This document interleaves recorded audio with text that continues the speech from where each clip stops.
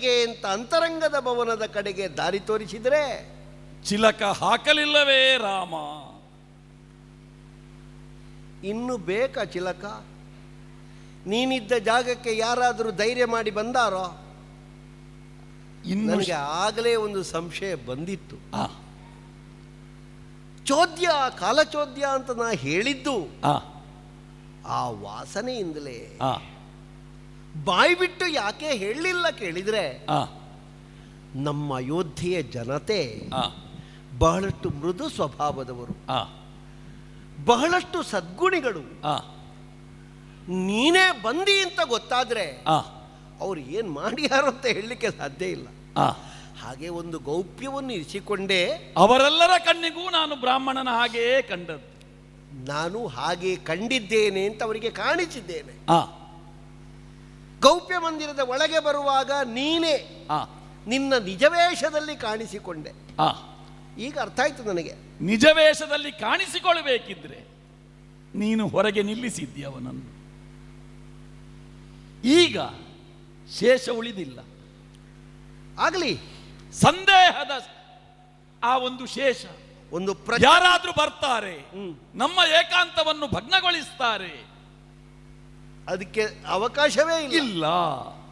ಪ್ರಚ್ಛನ್ನ ವೇಷಧಾರಿಯಾಗಿ ನನ್ನನ್ನು ಸಂಧಿಸಿ ಏಕಾಂತವನ್ನು ಕಲ್ಪಿಸಿಕೊಡಬೇಕು ಅಂತ ಕೇಳಿ ಅದನ್ನು ಸಾಧಿಸಿ ಒಳಬಂದು ನಿನ್ನ ನಿಜಾಕೃತಿಯನ್ನು ತೋರಿಸಿ ನೀನು ನಿಲ್ಲುವಾಗ ನಿಷ್ಪಕ್ಷಪಾತಿಯಾಗಿ ಧ್ಯೇಯ ಧೋರಣೆಯನ್ನು ಸ್ಪಷ್ಟವಾಗಿ ಬಿತ್ತರಿಸುವಲ್ಲಿ ದಂಡಧರನಾಗಿ ಯಾವುದರ ಬಗ್ಗೆಯೂ ಹೆಚ್ಚಿನ ಅನುಕಂಪ, ಹೆಚ್ಚಿನದ್ದಾದಂತಹ ವಿರೋಧ ಇಲ್ಲದೆ ನಿನ್ನ ಕಾಯಕವನ್ನು ಮಾಡುವಲ್ಲಿ ಸುಸೂತ್ರಧಾರಿ ನೀನು. ಹಾಗಾಗಿಯೇ ದೇವತೆಗಳ ವರ್ಗದಲ್ಲಿ ಎಲ್ಲಿಗಾದರೂ ಹೋಗುವಾಗ ನಿನ್ನ ಬಗ್ಗೆ ಬಹಳಷ್ಟು ಕಾಳಜಿ ಉಳ್ಳವರಾಗಿ, ಬಹಳಷ್ಟು ವಿಶ್ವಾಸವುಳ್ಳವರಾಗಿ ಬಾಕಿದ್ದ ದೇವತೆಗಳೆಲ್ಲ ಜೀವನ ಕ್ರಮವನ್ನು ಅಳವಡಿಸಿಕೊಳ್ತಾರೆ ಅಂತ ನಮ್ಗೆ ಗೊತ್ತು. ರಹಸ್ಯ ರಹಸ್ಯ ಅಂತ ಹೇಳಿದೆಯಲ್ಲ, ಏನದು ದೇವ ರಹಸ್ಯ? ಏನದು ಭರಿತವಾದ ರಹಸ್ಯ? ನನ್ನಲ್ಲಿ ಹೇಳುವುದಕ್ಕೆ ಸಂಕೋಚ ಏನೂ ಬೇಡ. ನಾನು ಯಾರು ಅಂತ ನಿನಗೂ ಗೊತ್ತಿದೆ, ನೀನು ಯಾರು ಅಂತ ನನಗೂ ಈಗ ಗೊತ್ತಾಯ್ತು. ಇವನಲ್ಲಿ ಹೇಗಪ್ಪ ನಾ ಹೇಳುವುದು? ಹೇಳಿಬಿಟ್ರೆ ಎಲ್ಲಿಯಾದರೂ ಇವನಿಗೆ ಬೇಸರ ಆದೀತೋ? ಆ ಸಂಕೋಚ ಬೇಡವೇ ಬೇಡ. ನೀ ಹೇಳಬೇಕಾದದ್ದನ್ನು ಸ್ಪಷ್ಟವಾಗಿ ಹೇಳು. ಒಳ್ಳೆ ವೇಷ ಮಾಡಿದ್ದಿ ಮಾತ್ರ. ನಿನ್ನ ಆ ವೇಷದಲ್ಲಿ ಯಾರಿಗೂ ನಿನ್ನ ಗುರುತ ಸಿಕ್ಕಲಿಕ್ಕಿಲ್ಲ. ಈ ವಿಕಾರವಾದ ಮುಖವುಳ್ಳವರು ಸೌಮ್ಯ ವೇಷ ಮಾಡುವುದು ಬಹಳ ಕಷ್ಟ ಅಂತ. ಸೌಮ್ಯ ವೇಷದವರಿಗೆ ವಿಕಾರ ವೇಷ ಮಾಡಲಿಕ್ಕೆ ಬರ್ತದೆ. ಆದ್ರೆ ನಿನಗೆ ನನ್ನ ಪರಿಚಯ ಆಯಿತು ಹೇಳಿದ್ದೀನಿ. ಈ ವೇಷಧಾರಿಗಳ ಪರಿಚಯ ಬೇಗ ಆಗುತ್ತದೆ. ಆದ್ದರಿಂದಲೇ ನಿನಗೆ ನನ್ನ ಪರಿಚಯ ಆದ. ಅಲ್ಲ, ನನಗೆ ಸ್ವಲ್ಪ ಆಗಿದೆ. ಯಾವನೊಬ್ಬ ದೇವತೆ ಮಾರುವೇಷದಲ್ಲಿ ಬಂದಿದ್ದಾನೆ ಎನ್ನುವುದು ನಮಗೆ ಗೊತ್ತಾಗಿದೆ. ಆದರೆ ಸ್ಪಷ್ಟವಾಗಿ ನೀನೇ ಬಂದದ್ದು ಅಂತ ಒಳಗೆ ನಿನ್ನ ಆಕೃತಿ ಕಾಣುವಾಗಲೇ ಗೊತ್ತಾದ್ದು. ನಿನ್ನ ಬಾಲ್ಯಾವಸ್ಥೆಯಲ್ಲಿ ಗುರುಗಳಾದಂತಹ ವಿಶ್ವಾಮಿತ್ರರ ಜೊತೆಯಲ್ಲಿ ಯಾಗ ಸಂರಕ್ಷಣೆಗೆ ಹೋದಾಗ ಆ ಮಾರೀಚ ಎನ್ನುವ ರಾಕ್ಷಸ ಬ್ರಾಹ್ಮಣ ವೇಷದಲ್ಲಿ ಬಂದಾಗ ಗೊತ್ತಿಲ್ಲದವನ ಹಾಗೆ ನೀನು ಮಾಡಿದ್ದೆ. ಅಲ್ಲ, ಗೊತ್ತಾಗಿದೆ. ಗೊತ್ತಾದರೂ ನಾನು ಯಾಕೆ ಹೊಡಿಲಿಲ್ಲ ಗೊತ್ತಾ? ಅವ ಮಾಡಿದ ವೇಷ ಬ್ರಾಹ್ಮಣನ ವೇಷ. ಬ್ರಾಹ್ಮಣರಿಗೆ ಬಿಡು, ವೇಷದ ಬ್ರಾಹ್ಮಣರಿಗೂ ನಾ ಹೊಡಿಲಿಕ್ಕಿಲ್ಲ. ಅದಕ್ಕೆ ಗುರುಗಳು ಹೇಳಿದ್ರು, ಹೊಡಿಬೇಡ, ಹಾರಿಸು ಅಂತ. ಇನ್ನೊಂದು ಪ್ರಕರಣ, ಮಾಯಾಜಿಂಕೆಯಾಗಿ ಮಾರೀಚ ಬಂದ, ಸೀತೆ ಆ ಮೃಗವನ್ನು ಅಪೇಕ್ಷೆ ಪಟ್ಟಳು, ಹಿಡಿದು ತರ್ತೇನೆ ಅಂತ ಹೋದವ ನೀನೆ. ಹೇಳಿದ್ದಿ ಇದು ರಕ್ಕಸರ ಮಾಯೆ, ಸೀತೆಗೆ ಹೇಳಿದ್ದಿ, ನೀನು ಆ ಕಡೆಗೆ ಹೋಗಿದ್ದಿ. ಆ ಪ್ರಕರಣವನ್ನು ಯಾಕೆ ನೆನಪು ಮಾಡಿದ್ದು ಗೊತ್ತಾ? ನನಗೆ ಅದಲ್ಲ ಪ್ರಧಾನ. ನನ್ನ ಮಾತು ಮುಂದುವರಿಸುವುದಕ್ಕೆ ನೀನು ಸೀತೆಯ ಅಪೇಕ್ಷೆಯಂತೆ ಆ ಕಡೆ ಹೋದಾಗ ಲಕ್ಷ್ಮಣನಿಗೆ ಆಜ್ಞೆ ಕೊಟ್ಟು ಹೋಗಿದ್ದಿ. ಹೌದು, ಸೀತೆಯನ್ನು ಕಾಯಬೇಕು. ಸರಿ, ಆಗ ಹೇಳಿ ಮಾತ್ರ ಹೋದದ್ದು. ಹೌದು, ನಾನು ಹೇಳಿದ ಕೆಲಸವನ್ನು ಮಾಡದೇ ಇದ್ರೆ ಮತ್ತೇನು ಹೇಳಲಿಲ್ಲ. ಇಲ್ಲ, ಇವತ್ತು ಹೇಳಿದ್ದೇನೆ. ಏನು ಹೇಳಿದ್ದಿ? ನಿನಗಾಗಿ ಹೇಳಿದ್ದೇನೆ. ತಪ್ಪಿದ್ರೆ ಮತ್ತೆ ನೀನಿಲ್ಲ ಅಂತ. ಇನ್ನು ಶೇಷ ಇಲ್ಲ, ಸಂದೇಹದ ಯಾವುದೇ ಶೇಷ ಉಳಿದಿಲ್ಲ. ಅಲ್ಲ, ತಪ್ಪಿದ್ರೆ ಇಲ್ಲ, ನಿನಗೆ ನಿನ್ನ ಮನಸ್ಸಿನ ಕ್ಲೇಶದ ಶೇಷ ಇಲ್ಲ. ಇಲ್ಲ, ಇನ್ನು ನೇರವಾಗಿ ಹೇಳ್ಬೋದು. ಅದನ್ನೇ ನಾ ಹೇಳುದು, ಸಂಕೋಚ ಬೇಡ. ಹೇಳುವುದಕ್ಕೆ ಏನನ್ನು ಉಂಟೋ ಅದನ್ನು ಸ್ಪಷ್ಟವಾಗಿ ಹೇಳಿಬಿಡು. ನಿನಗೆ ನಾನು ಯಾರು ಅಂತ ಗೊತ್ತಾಗಿದೆ, ಹೌದು. ನನಗೆ ನೀನು ಏನು ಅಂತ ಗೊತ್ತು, ಆದ್ರೆ ನಿನಗೆ ನೀನು ಏನು ಅಂತ ಗೊತ್ತಿಲ್ಲ. ಅದು ಯಾಕೆ? ಕೇಳಯ್ಯ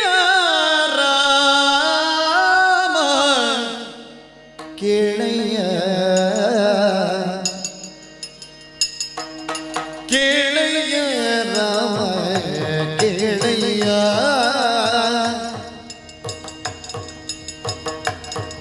ರಾಮ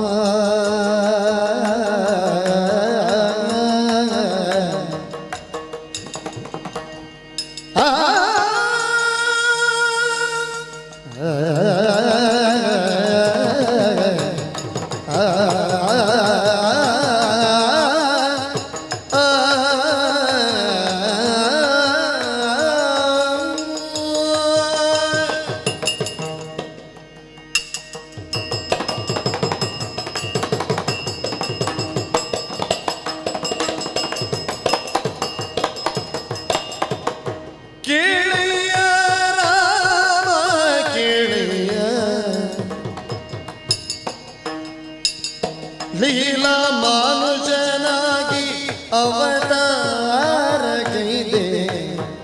ಲೀಲಾ ಮಾನುಷನಾಗಿ ಅವತಾರಗೈದೆ, ಬಾಳಿನ ನೀತಿಯ ಬೋಧಿಸಿ ಮೆರೆದೆ, ಬಾಳಿನ ನೀತಿಯ ಬೋಧಿಸಿ ಮೆರೆದೆ, ಕೇಳಯ್ಯ ರಾಮ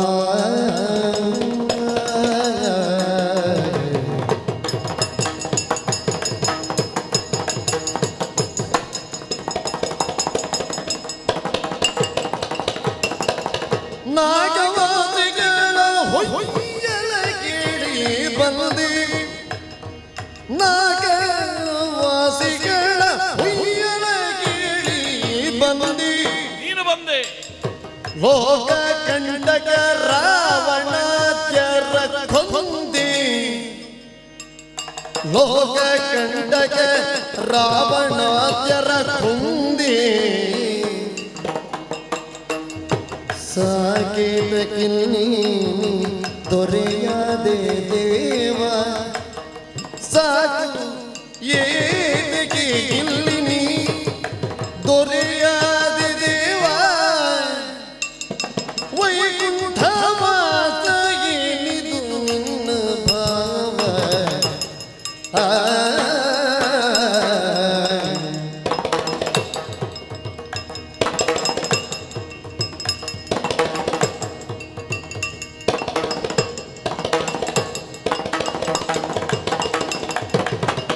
ಸಾಗಿದಕ್ಕಿಲ್ಲಿ ದೊರೆಯಾದ ದೇವ, ವೈಕುಂಠವಾದ ಏನಿದು ನಿನ್ನ ಭಾವ,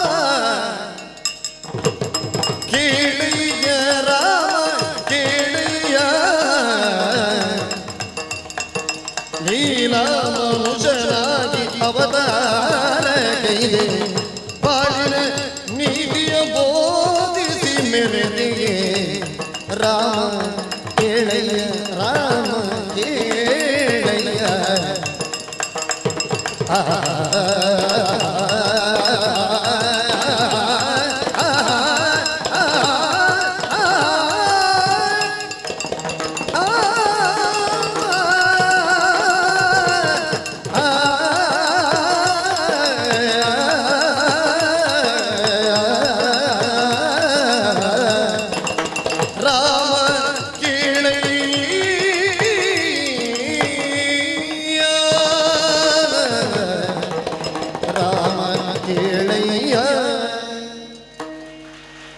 ಲೀಲಾಮಾನುಷ ವಿಗ್ರಹ. ರಾಮ, ನೀ ಪ್ರಾರಂಭ ಮಾಡುವಾಗಲೇ ಕೇಳು ಅಂತಲೇ ಅನ್ನಿಸ್ತದೆ. ದೇವತೆಗಳು ವೈಕುಂಠಕ್ಕೆ ಬಂದು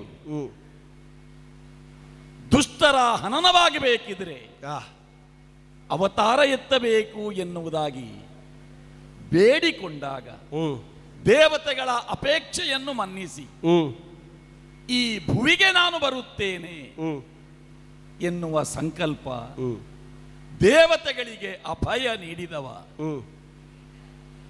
ಯಾರು ಅಂತ ನೆನಪಿಸುವುದಕ್ಕೆ ನಾನು ಬಂದದ್ದು. ದೇವ ರಹಸ್ಯವನ್ನು ಹೇಳುವುದಕ್ಕೆ ಬಂದಿದ್ದೇನೆ ಅಂತ ಹೇಳಿದೆ.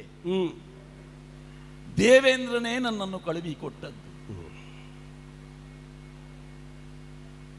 ಕೇವಲ ರಾವಣ ಕುಂಭಕರ್ಣಾದಿ ದಾನವರ ವಧೆ, ಲೋಕದಲ್ಲಿ ಸುಭಿಕ್ಷೆ, ಇದು ದೇವತೆಗಳ ಅಪೇಕ್ಷೆಯಾದರೆ ಭೂಲೋಕದಲ್ಲಿ ಇರುವಂತಹ ಋಷಿಮುನಿಗಳು, ವಿಶೇಷವಾಗಿ ವಿಶ್ವಾಮಿತ್ರ ಮುನಿಗಳು, ಯಾವ ರೀತಿಯಾಗಿ ಹಸು ತನ್ನ ಕೆಚ್ಚಲಲ್ಲಿರುವಂತಹ ಹಾಲನ್ನು ಕರುವಿಗೆ ಉಣಬಡಿಸುವುದಕ್ಕೆ ಹಪಹಪಿಸುತ್ತಿದೆಯೋ ಅದೇ ರೀತಿ ತನ್ನಲ್ಲಿರುವಂತಹ ವಿಶೇಷವಾದ ಶಸ್ತ್ರ ಅಸ್ತ್ರಗಳನ್ನು, ವಿದ್ಯೆಯನ್ನು ಒಬ್ಬ ಸಮರ್ಥನಾದ ಶಿಷ್ಯನಿಗೆ ಧಾರೆ ಎರೆದು ಕೊಡಬೇಕು ಎನ್ನುವ ಸಂಕಲ್ಪದಲ್ಲಿ ಇದ್ದವರು ಶಿಷ್ಯ ಕಾಮೇಷ್ಟಿ ಯಾಗ ಮಾಡಿದ್ರು.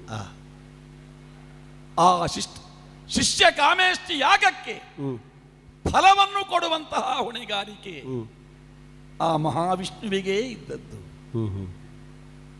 ವಸಿಷ್ಠರನ್ನು ಜೊತೆ ಮಾಡಿ ಋಷ್ಯಶೃಂಗರನ್ನು ಕರೆಸಿ ಪುತ್ರ ಕಾಮೇಷ್ಟಿ ಯಾಗವನ್ನು ದಶರಥ ಮಾಡಿದ್ದು ಪುತ್ರ ಸಂತಾನವನ್ನು ಪಡೆಯುವುದಕ್ಕೆ. ಆ ಋಷಿಗಳ ಅಪೇಕ್ಷೆಯನ್ನು ಮನ್ನಿಸುವುದಕ್ಕೆ, ಮಾನಿಸುವುದಕ್ಕೆ ಮಾನವನಾಗಿ ಅವತಾರ ಎತ್ತುವುದು ವಿಷ್ಣುವಿನ ಅನಿವಾರ್ಯತೆಯಾಗಿತ್ತು. ಅಹಲ್ಯೆ ಉದ್ಧಾರಕ್ಕಾಗಿ ಕಾದಿದ್ದಳು. ಶಿವಧನುಸ್ಸು ಅದನ್ನು ಮುರಿಯುವಂತಹ ವೀರನ ನಿರೀಕ್ಷೆಯಲ್ಲಿತ್ತು. ಪರಶುರಾಮರು ನನ್ನ ಶಕ್ತಿಯನ್ನು ನಾನು ಮತ್ತೆ ಯಾರಿಗೆ ಕೊಡಲಿ ಎನ್ನುವ ನಿರೀಕ್ಷೆಯಲ್ಲಿ ಇದ್ದವರು. ಅದೆಷ್ಟೋ ಶಾಪಗ್ರಸ್ತರಾಗಿದ್ದವರೆಲ್ಲ ನಮ್ಮ ಶಾಪ ಯಾವಾಗ ವಿಮೋಚನೆಯಾಗುತ್ತದೆ ಎನ್ನುವ ನಿರೀಕ್ಷೆಯಲ್ಲಿ ಇದ್ದವರು. ಮಡದಿಯನ್ನು ಕಳೆದುಕೊಂಡ ಸುಗ್ರೀವ ಅಣ್ಣನ ಮಡಿಲಲ್ಲಿ ಇರುವ ನನ್ನ ಪತ್ನಿಯನ್ನು ನಾನು ಯಾವಾಗ ಮತ್ತೆ ಪಡೆಯುತ್ತೇನೆಯೋ ಇಂತಹ ನಿರೀಕ್ಷೆಯಲ್ಲಿ ಇದ್ದ. ಇದೇ ರೀತಿಯಾಗಿ ಎಷ್ಟೋ ಮಂದಿ ಅಂತಹ ಒಂದು ಶಕ್ತಿಯ ನಿರೀಕ್ಷೆಯಲ್ಲಿ ಇದ್ದವರು. ರಾಮ, ಬಿಡಿಸಿ ಹೇಳಬೇಕಾಗಿಲ್ಲ ತಾನೇ? ಅಂದ್ರೆ ಆ ರೀತಿಯಾಗಿ ಅವತಾರ ಎತ್ತಿ ಬಂದವ ನೀನೇ. ರಾಮ ಎನ್ನುವಂತಹ ಹೆಸರಿನಿಂದ ದಶರಥನಿಗೆ ಕಂದನಾಗಿ ರಾಮಚಂದ್ರಮ ಎನ್ನುವಂತಹ ಹೆಸರನ್ನು ಪಡೆಯುವ ಮೊದಲೇ ರಾಮ, ಆ ರಾಮ ಮಂತ್ರದ ಮಹಿಮೆಯನ್ನು ಎಲ್ಲರೂ ತಿಳಿದಿದ್ರು. ಆ ರಾಮ ಮಂತ್ರದ ಯೋಗ್ಯತೆಯನ್ನು ಮೆರೆಸಿದ ಮಾನವ ಸ್ವರೂಪಿಯಾಗಿ ನೀನು ಕಂಡವ. ಸಾಕಾಗಲಿಲ್ವೇ ರಾಮ? ತಂದೆಯನ್ನು ನಾನು ಕಳಕೊಂಡೆ. ಭರತ ನಿನ್ನಲ್ಲಿಗೆ ಬಂದು ದಶರಥ ಮಡಿದ ವಿಚಾರವನ್ನು ತಿಳಿಸಿದಾಗ ದಶರಥನ ಕಂದನಾಗಿ ನೀನು ಅತ್ತೆ, ಒಬ್ಬ ಮಗನಾಗಿ ಆ ಕರ್ತವ್ಯವನ್ನು ನಿರ್ವಹಿಸಿದೆ. ನೀನು ನಿನ್ನ ತಂದೆಯ ಮಾತನ್ನು ಉಳಿಸಿಕೊಡುವುದಕ್ಕಾಗಿ ಕಾಡಿಗೆ ಹೋದದ್ದಲ್ಲ. ಋಷಿ ಮುನಿಗಳೆಲ್ಲ ನಿನ್ನಲ್ಲಿ ಕೇಳಿದ್ರು, ರಾಮ ಯಾಕೆ ಕಾಡಿಗೆ ಬಂದೆ? ಪಿತೃವಾಕ್ಯ ಪರಿಪಾಲನೆಗೆ ಇಷ್ಟು ಹೇಳಿ ನಿಲ್ಲಿಸಿದಾಗ ಒಮ್ಮೆ ಬೇಸರದಿಂದ ನಿನ್ನನ್ನು ದೃಷ್ಟಿಸಿದ್ದರಂತೆ. ಮತ್ತೆ ಹೇಳಿದೆ, ನಿಮಗಾಗಿ ನಾನು ಬಂದೆ ರಾಮ, ನಿಮಗಾಗಿ ನಾನು ಬಂದೆ ಎನ್ನುವ ಮಾತು ಹೇಳಿದಾಗ ಆಗ ನಿನಗೆ ನೀನು ಏನು ಎನ್ನುವುದನ್ನು ನಿನ್ನ ಅವ್ಯಕ್ತವಾದ ಮನಸ್ಸು ತಿಳಿದೆ ಆ ಮಾತುಗಳನ್ನು ಹೇಳಿರಬೇಕು. ಅದಕ್ಕೆ ಆರಂಭದಲ್ಲಿ ನಾನು ಹೇಳಿದ್ದು, ಅಗತ್ಯರು ನಿನಗೆ ನೆನಪಿಸಿದರು. ನೀನು ಯಾವ ಗುಪ್ತ ವಿಚಾರವನ್ನಿರಿಸಿಕೊಂಡು ಬಂದೆ ಏನು ದೇವ ರಹಸ್ಯ ಅಂತ ಈಗ ನನ್ನಲ್ಲಿ ಕೇಳುತ್ತಾ ಇದ್ದಿ. ಸಾವಿರಾರು ವರ್ಷಗಳ ಮೊದಲೇ ನಿನ್ನ ವನವಾಸದ ಆ ಕಾಲದಲ್ಲಿ ಅಗತ್ಯರೇ ನಿನಗೆ ನೆನಪು ಮಾಡಿದ್ರು. ನೀನು ಇವನಲ್ಲ.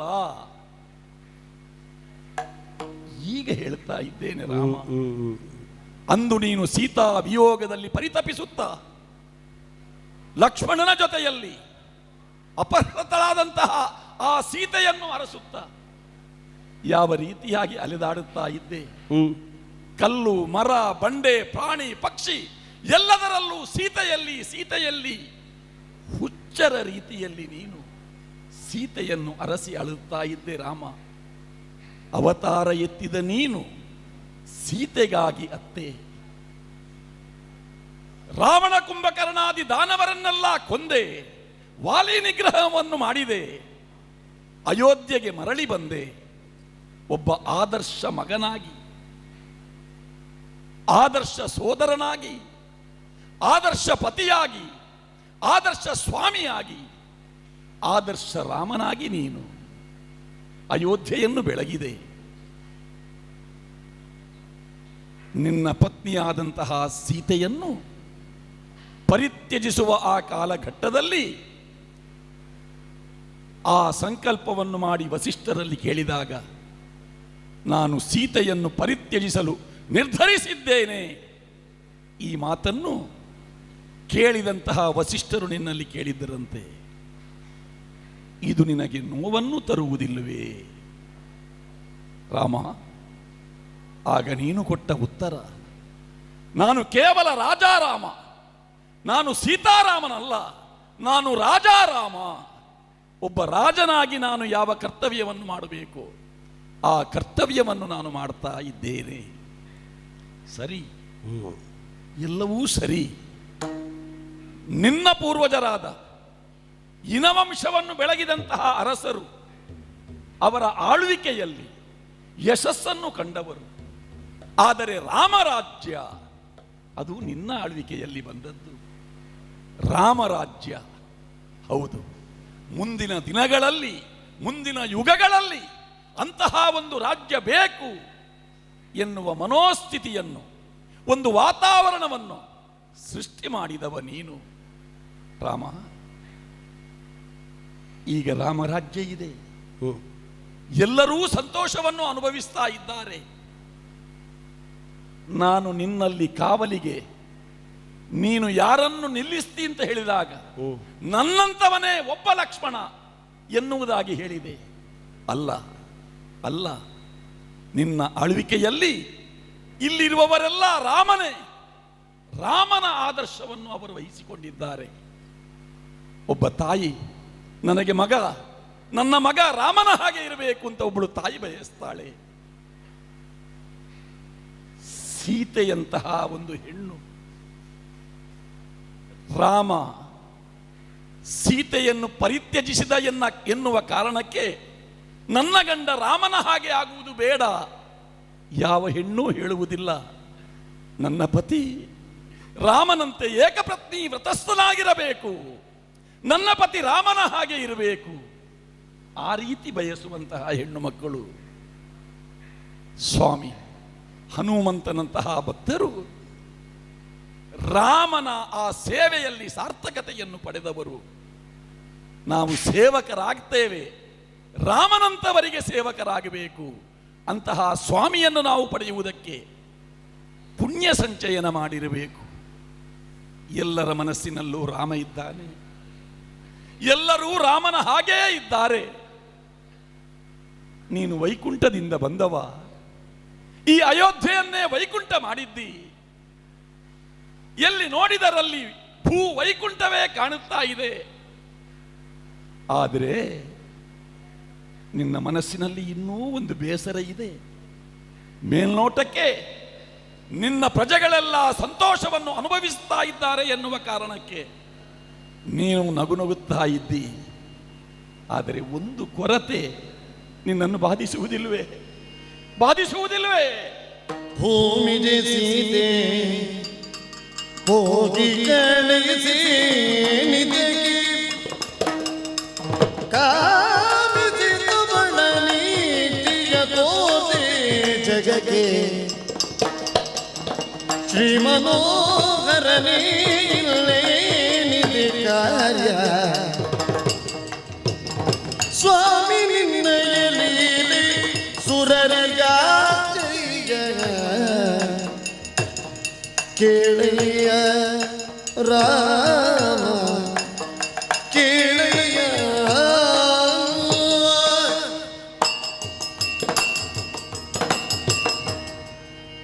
ಮಹಾವಿಷ್ಣು ರಾಮನಾಗಿ ಅವತಾರವನ್ನು ಎತ್ತುವುದಕ್ಕೆ ಕೆಲವು ಪಾತ್ರಗಳು ಬೇಕಿತ್ತು.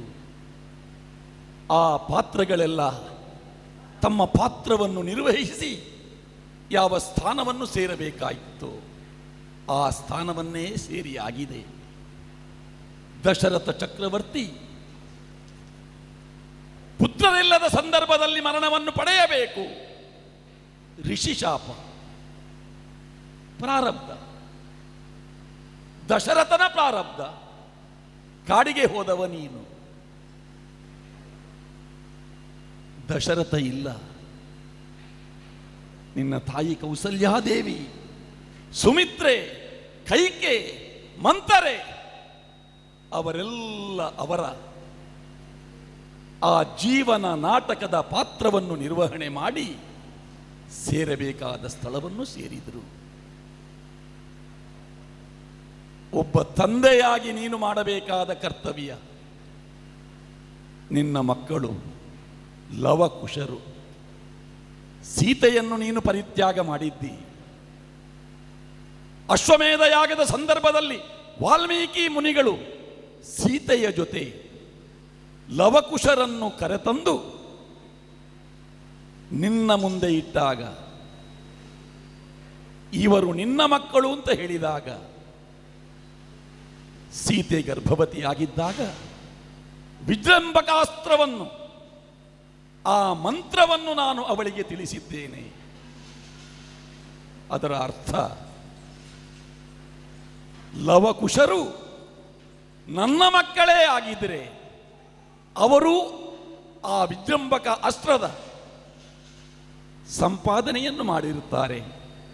ಈ ಭಾವದಿಂದಲೇ ಒಬ್ಬ ರಾಜಾರಾಮನಾಗಿ ಆ ಮಾತನ್ನು ಹೇಳಿದಾಗ ವಾಲ್ಮೀಕಿ ಮುನಿಗಳ ಆಶಯದಂತೆ ಲವಕುಶರೇ ಪರಸ್ಪರ ಅಸ್ತ್ರಗಳ ವಿನಿಯೋಗವನ್ನು ಮಾಡಿದಾಗ ಅದನ್ನು ಸ್ತಂಭನ ಮಾಡಿದವ ನೀನು.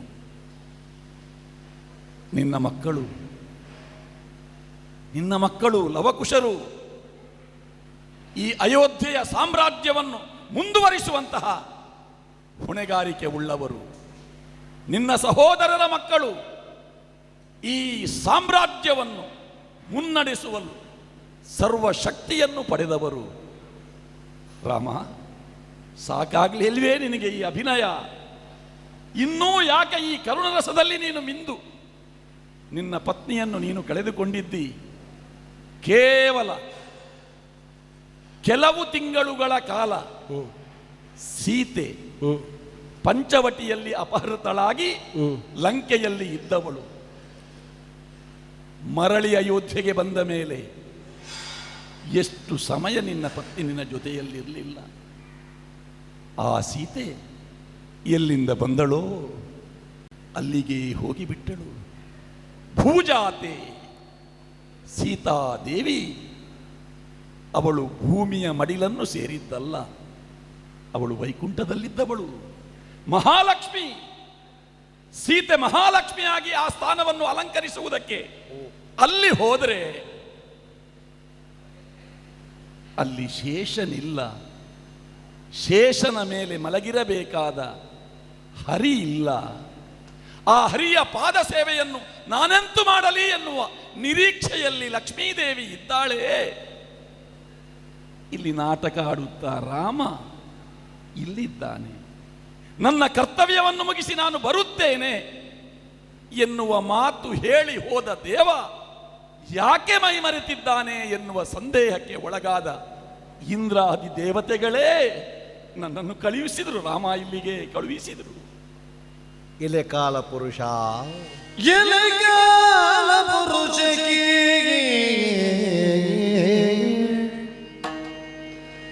ಎಲೆಕಾಲ ಪುರುಷಗೆ ಈ ವಸುಂಧರೆಯು ನರನಿಲಯವಿದಲಾಶ್ರಯಿಸಿ ದುರುಳರನು ಸದೆಬಡಿದೆ. ಈ ವಸುಂಧರೆಯು ನರನಿಲಯವಿದಲಾಶ್ರಯಿಸಿ ದುರುಳರನು ಸದೆಬಡಿದೆ. ನೆಲೆಗೊಂಡ ಪರಿಸರದ ಸಂಸ್ಕಾರವನ್ನೇ ಸೆರೆಬಿಡಿದುದ ಏನೆಂಬೆನೋ ತಳುವದೈ ತಂದು ನೀ ಸೂಚಿಸಿದೆ. ತಳುವದೈ ತಂದು ನೀ ಸೂಚಿಸಿದೆ. ಮೂಲವನು ಸೂಚಿಸಿದೆ. ಮೂಲವನು ಕಳವಳವು ಬೇಡ ಎಂದು ನಿರ್ಜರಾಧಿಪಗೆ ಬೇಡು ಎಂದು ನಿರ್ಜರಾಧಿಪಗೆ ನುಡಿ ತಿಳಿದು ಲೋಕಾಂತರವ ಗೈವೆ. ಈ ವಿಷಯಕ್ಕಿನ್ನನು ಮಾನಬೇಡ ಎಂದನು ಎಲೆ ಕಾಲ ಪುರುಷ. ಕಾಲ ಪುರುಷ ಕೇಳು ಕೇಳು.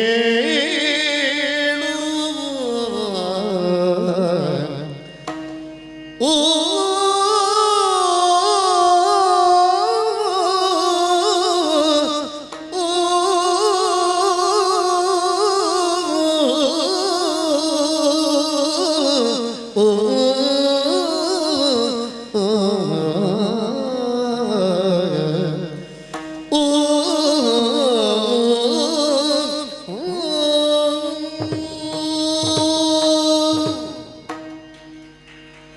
ಎಲೆ ಕಾಲಪುರುಷ, ರಾಮಚಂದ್ರ, ನನ್ನ ಜೀವಿತಾವಧಿಯಲ್ಲಿ ನಡೆದ ಘಟನೆಗಳನ್ನು ನೋಡುತ್ತಾ ನೋಡುತ್ತಾ ಇದ್ದಂತೆ ಬಹಳ ಮಂದಿಗಳೆಲ್ಲ ನನ್ನನ್ನು ದೇವರು ಅಂತ ಪೂಜಿಸುವುದಕ್ಕಾರಂಭ ಮಾಡಿದರು. ಆಗ ನಾನೇ ಬಹಳ ಸಲ ಹೇಳಿದ್ದುಂಟು, ನಾನೊಬ್ಬ ಮನುಷ್ಯ, ದಶರಥನ ಮಗ, ಅಷ್ಟು ಮಾತ್ರ ನನಗೆ ಗೊತ್ತಿರುವುದು. ಇನ್ನೇನು ವಿಶೇಷತೆ ಇದೆ ಅದನ್ನು ನೀವು ಹೇಳಿ. ಸೀತಾ ಪರಿಗ್ರಹಣದ ಸಂದರ್ಭ, ಅಗ್ನಿ ಪರೀಕ್ಷೆಯ ಕಾಲಘಟ್ಟದಲ್ಲಿ ದೇವಾನು ದೇವತೆಗಳೆಲ್ಲ ನೆರೆದು ನೀನು ಲಕ್ಷ್ಮೀನಾರಾಯಣ, ನೀನು ವೈಕುಂಠ ಧಾಮದಿಂದ ಇಳಿದವ.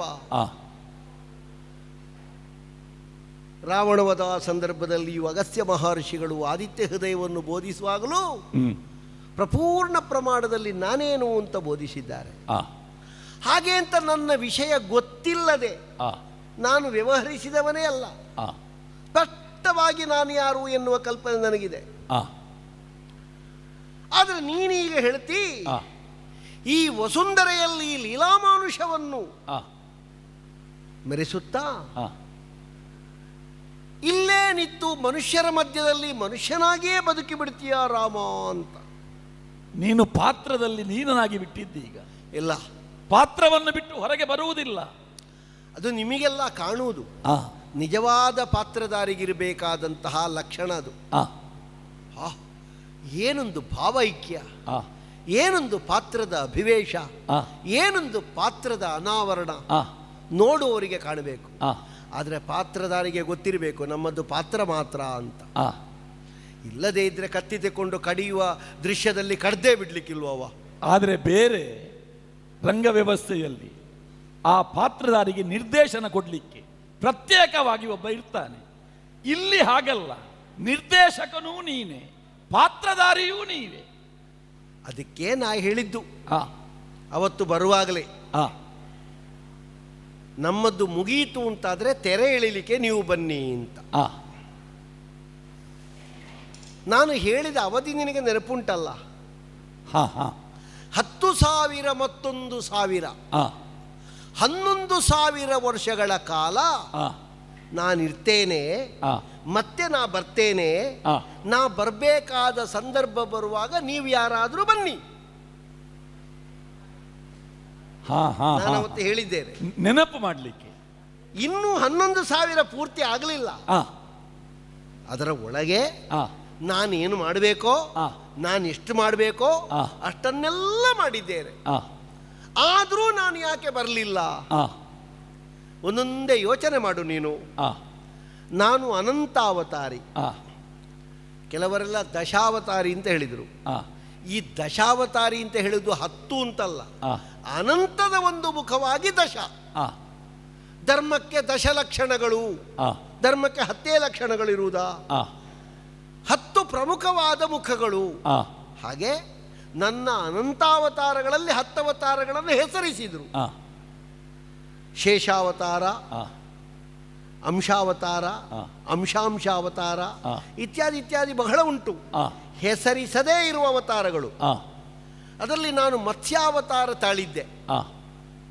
ತಮನಾದಿಗಳ ವಧೆಯಾಯಿತು, ವೇದವನ್ನು ಉದ್ಧರಿಸಿದೆ. ಮತ್ತೆ ಯಾರು ನನ್ನ ವೇಷ ಕಳಚಿದ್ಯಾರು? ಈಶ್ವರ. ನನ್ನನ್ನು ಸೀಳಿ ಆ ಮೀನಿನ ಮುಳ್ಳನ್ನು ಕೊರಳಲ್ಲಿ ಹಾಕಿಕೊಂಡು ಕಂಕಾಳಧರ ಅಂತ ಹೆಸರು ಪಡೆದ. ಯಾಕೆ ನಾನು ವೇಷ ಕಟ್ಟುವುದು? ಯಾಕೆ? ಜಗತ್ತಿನ ಉದ್ಧಾರಕ್ಕೆ. ಇದು ವೇಷ ಕಟ್ಟಲಿಕ್ಕೆ ಮಾತ್ರ ಗೊತ್ತಿರುವುದು, ವೇಷ ಬಿಚ್ಚಲಿಕ್ಕೆ ಗೊತ್ತಿಲ್ಲ. ಬಿಚ್ಚಲಿಕ್ಕೆ ಕಟ್ಟಿದವನೇ ಬಿಚ್ಚುವುದು ಉಂಟ, ನನಗೆ ಕಟ್ಟಿ ಬಿಡುವುದು, ಬಿಚ್ಚುವುದು ಬೇರೆ. ಅವರು ದೊಡ್ಡ ದೊಡ್ಡ ವೇಷಗಳಿಗೆಲ್ಲ ಹಾಗೆ ಇಲ್ಲ, ಅವರವರೇ ಕಟ್ಟಿಕೊಳ್ಳುವುದು, ಇನ್ನೊಬ್ರು ಬಿಚ್ಚಿದ್ದಲ್ಲ, ಬಿಚ್ಚಿಸುವುದು. ಹೌದು. ಅಂದ್ರೆ ನನ್ನ ಒಟ್ಟಿಗೆ ಧರ್ಮ ಸಂರಕ್ಷಣೆಯನ್ನು ಮಾಡುವಲ್ಲಿ ಕೆಲವಾರು ಕಾಯಕಗಳು, ಒಂದೊಂದು ವಿಷಯ ಒಬ್ಬೊಬ್ಬ ಅಂಗೀಕರಿಸುವುದು. ಆಗ ಮೊತ್ತದಲ್ಲಿ ಒಟ್ಟಿನಲ್ಲಿ ಒಂದು ಕಾರ್ಯಕ್ರಮ. ಒಬ್ಬ ಅದು, ಒಬ್ಬ ಇದು. ಈಗ ಒಬ್ಬನಿಗೆ ಸನ್ಮಾನ ಆಗುವಾಗ ಎಲ್ಲ ವಸ್ತು ಒಬ್ಬನಿಗೆ ಕೊಡ್ಲಿಕ್ಕೆ ಆಗುವುದಿಲ್ಲ, ಬೇರೆ ಬೇರೆಯವರ ಕೈಯಲ್ಲಿ ಕೊಡಿಸುವುದು. ಯಾಕೆ? ಅದು ವೇದಿಕೆಯಲ್ಲಿದ್ದವರಿಗೆಲ್ಲ ಮಾನ ಸಲ್ಲಿಸುವುದು ಅಂತ ಲೆಕ್ಕ. ಹಾಗೆ ನಾ ಮಾಡುವ ಪ್ರತಿಯೊಂದು ಕೆಲಸಗಳಲ್ಲಿಯೂ ನಿಮ್ಮಂಥವರ ನೆರವು, ಸಹಕಾರ, ಸಹಮತ, ಸಹಚರ್ಯೆ ಎಲ್ಲ ಉಂಟು. ಆದರೂ ನಾನು ಯಾಕೆ ಕೆಲಸ ಆದ ಮೇಲೆಯೂ ನಿಂತಿದ್ದೇನೆ? ಒಂದು ಧೈರ್ಯ ನನಗೆ, ನಾ ಹೇಳಿದ ಅವಧಿ ಇನ್ನೂ ಉಂಟು. ಕೆಲವು ಸಲ ಕೆಲಸ ಆದರೆ ಅವಧಿ ಉಳಿದ್ರೂ ತೊಂದರೆ ಇಲ್ಲ, ನಾವು ಹೋಗುವ, ನಮ್ಮ ಕೆಲಸ ಆಯ್ತಲ್ಲ. ಕೆಲವು ಸಲ ಕೆಲಸ ಆದರೂ ಅವಧಿಯವರೆಗೆ ಸ್ವಲ್ಪ ಸುತ್ತುವ ಅಂತ ಆಗೋದು. ರಾಮ, ಯಾಕೆ? ಒಂದು ಸಂದೇಹ. ನಾವು ಬರುವ ತನಕ ನೀನು ಕಾದದ್ದ? ಬರುವ ತನಕ ಕಾದದ್ದೇ. ಬರುವ ತನಕ ಇಲ್ಲಿಗೆ ಮುಗಿಲಿಲ್ಲ, ಇಲ್ಲಿಗೆ ಮುಗಿಲಿಲ್ಲ. ಒಂದು ವಿಭಾಗದಿಂದ ನನಗೆ ಕರೆ ಬಂತು. ದೇವಕಲ್ಪನಾದಂತಹ ರಾಮನನ್ನು ಕರೆಯುವುದಕ್ಕೆ ದೇವಕಲ್ಪ ಈ ಮುಖದಿಂದ ಬಂತು. ಆಗ್ಲಿಲ್ಲ. ರಾಮನ ಅವತರಣ, ರಾಮನ ಕಾಣಿಸಿಕೊಳ್ಳುವಿಕೆ, ರಾಮನ ಜನ್ಮ ರಹಸ್ಯದಲ್ಲಿ ದೇವ ರಹಸ್ಯ ಒಂದೇ ಇರುವುದಲ್ಲ, ಬೇರೆ ಬೇರೆ ರಹಸ್ಯಗಳುಂಟು. ಈ ನರನಿಲಯ ಉಂಟಲ್ಲ, ಅದ್ಭುತವಾದಂತಹ ಒಂದು ಎಳೆತ ಸೆಳೆತ ಅಂತ. ಮನುಷ್ಯರು ತೋರಿಸುವ ಪ್ರೀತಿ ಅದು ಲೆಕ್ಕ ಮಾಡಲಿಕ್ಕೆ ಸಾಧ್ಯ ಇಲ್ಲ. ಅಂತಹ ಪ್ರೀತಿಗೆ ನಾನು ಒಳಗಾದೆ ಕಾಲಪುರುಷ. ನಿನಗೆ ಒಂದು ಉಪಮೆಯಾಗಿ ಹೇಳುವುದಿದ್ರೆ, ಮಗುವೊಂದು ಮಣ್ಣಲ್ಲಿ ಆಡ್ತಾ ಉಂಟು, ತಾಯಿ ಗೊತ್ತುಂಟು, ಕೆಸರಾಯ್ತಲ್ಲ ಮಗುವಿನ ಮೇಲೆ, ಮಣ್ಣಾಯ್ತಲ್ಲ ಮಗುವಿನ ಮೇಲೆ, ನಾನು ಉಡುಗೆ ತೊಡುಗೆಗಳನ್ನೆಲ್ಲ ಹಾಕಿದ್ದೆ, ಅದನ್ನೆಲ್ಲ ಮಣ್ಣು ಮಾಡಿತಲ್ಲ. ಹೋಗ್ತಾಳೆ, ಆ ಮಗುವನ್ನು ಎತ್ತುತ್ತಾಳೆ. ಎತ್ತುವಾಗ ಕೆಸರಿದ್ದ ಕೈಗಳಲ್ಲಿ ಅಮ್ಮನ ಮುಖವನ್ನು ಒರೆಸ್ತದೆ. ಅದು ಅಲ್ಲಿಗೆ ಅಮ್ಮನೂ ಕೂತುಕೊಳ್ತಾಳೆ. ಸ್ವಲ್ಪ ಮಗುವಿನೊಟ್ಟಿಗೆ ಮಣ್ಣು ಮೆಚ್ಚಿಸಿಕೊಳ್ತಾಳೆ. ಇದು ವಿಷಯ. ಒಟ್ಟು ಕಂಬಳ ನ್ಯಾಯ ಅಂತ ಗೊತ್ತಾ? ಒಬ್ಬ ಶಿಷ್ಯ ಸ್ನಾನಕ್ಕಾಗಿ ಹೊಳೆಗೆ ಹೋದನಂತೆ. ಆಗ ಯಾವುದೋ ಒಂದು ಕಂಬಳಿಯ ಹಾಗೆ ಹೊರಳುತ್ತಾ ಬರ್ತಿತ್ತು. ಈ ಶಿಷ್ಯ ಚಳಿಗಾದೀತು ಅಂತ ಹಾರಿದ ನೀರಿಗೆ, ಆದ್ರೆ ಹಿಡ್ಕೊಂಡ.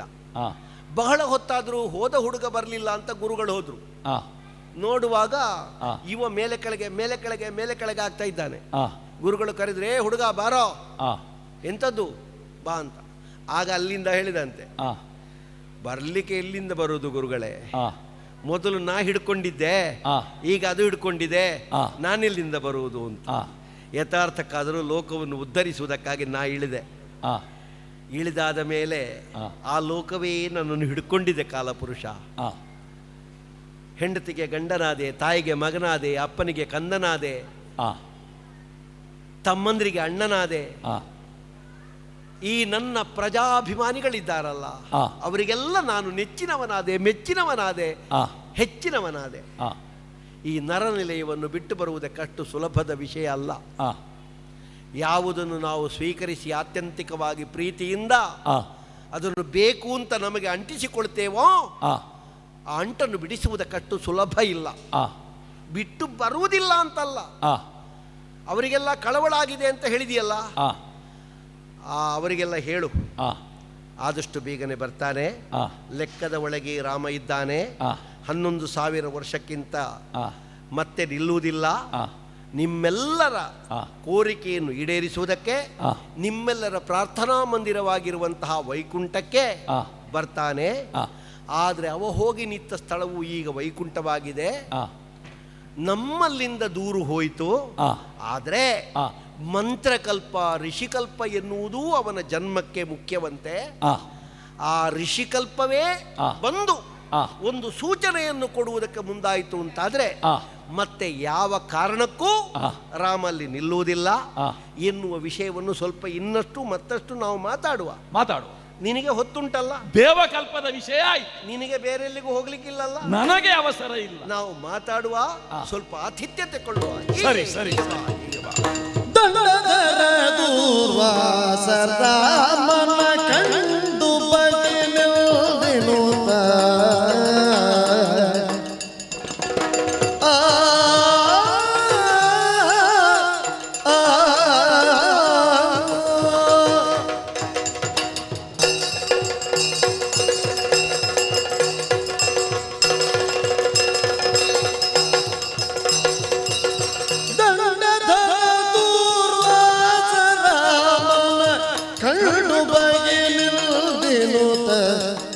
ಬರಲು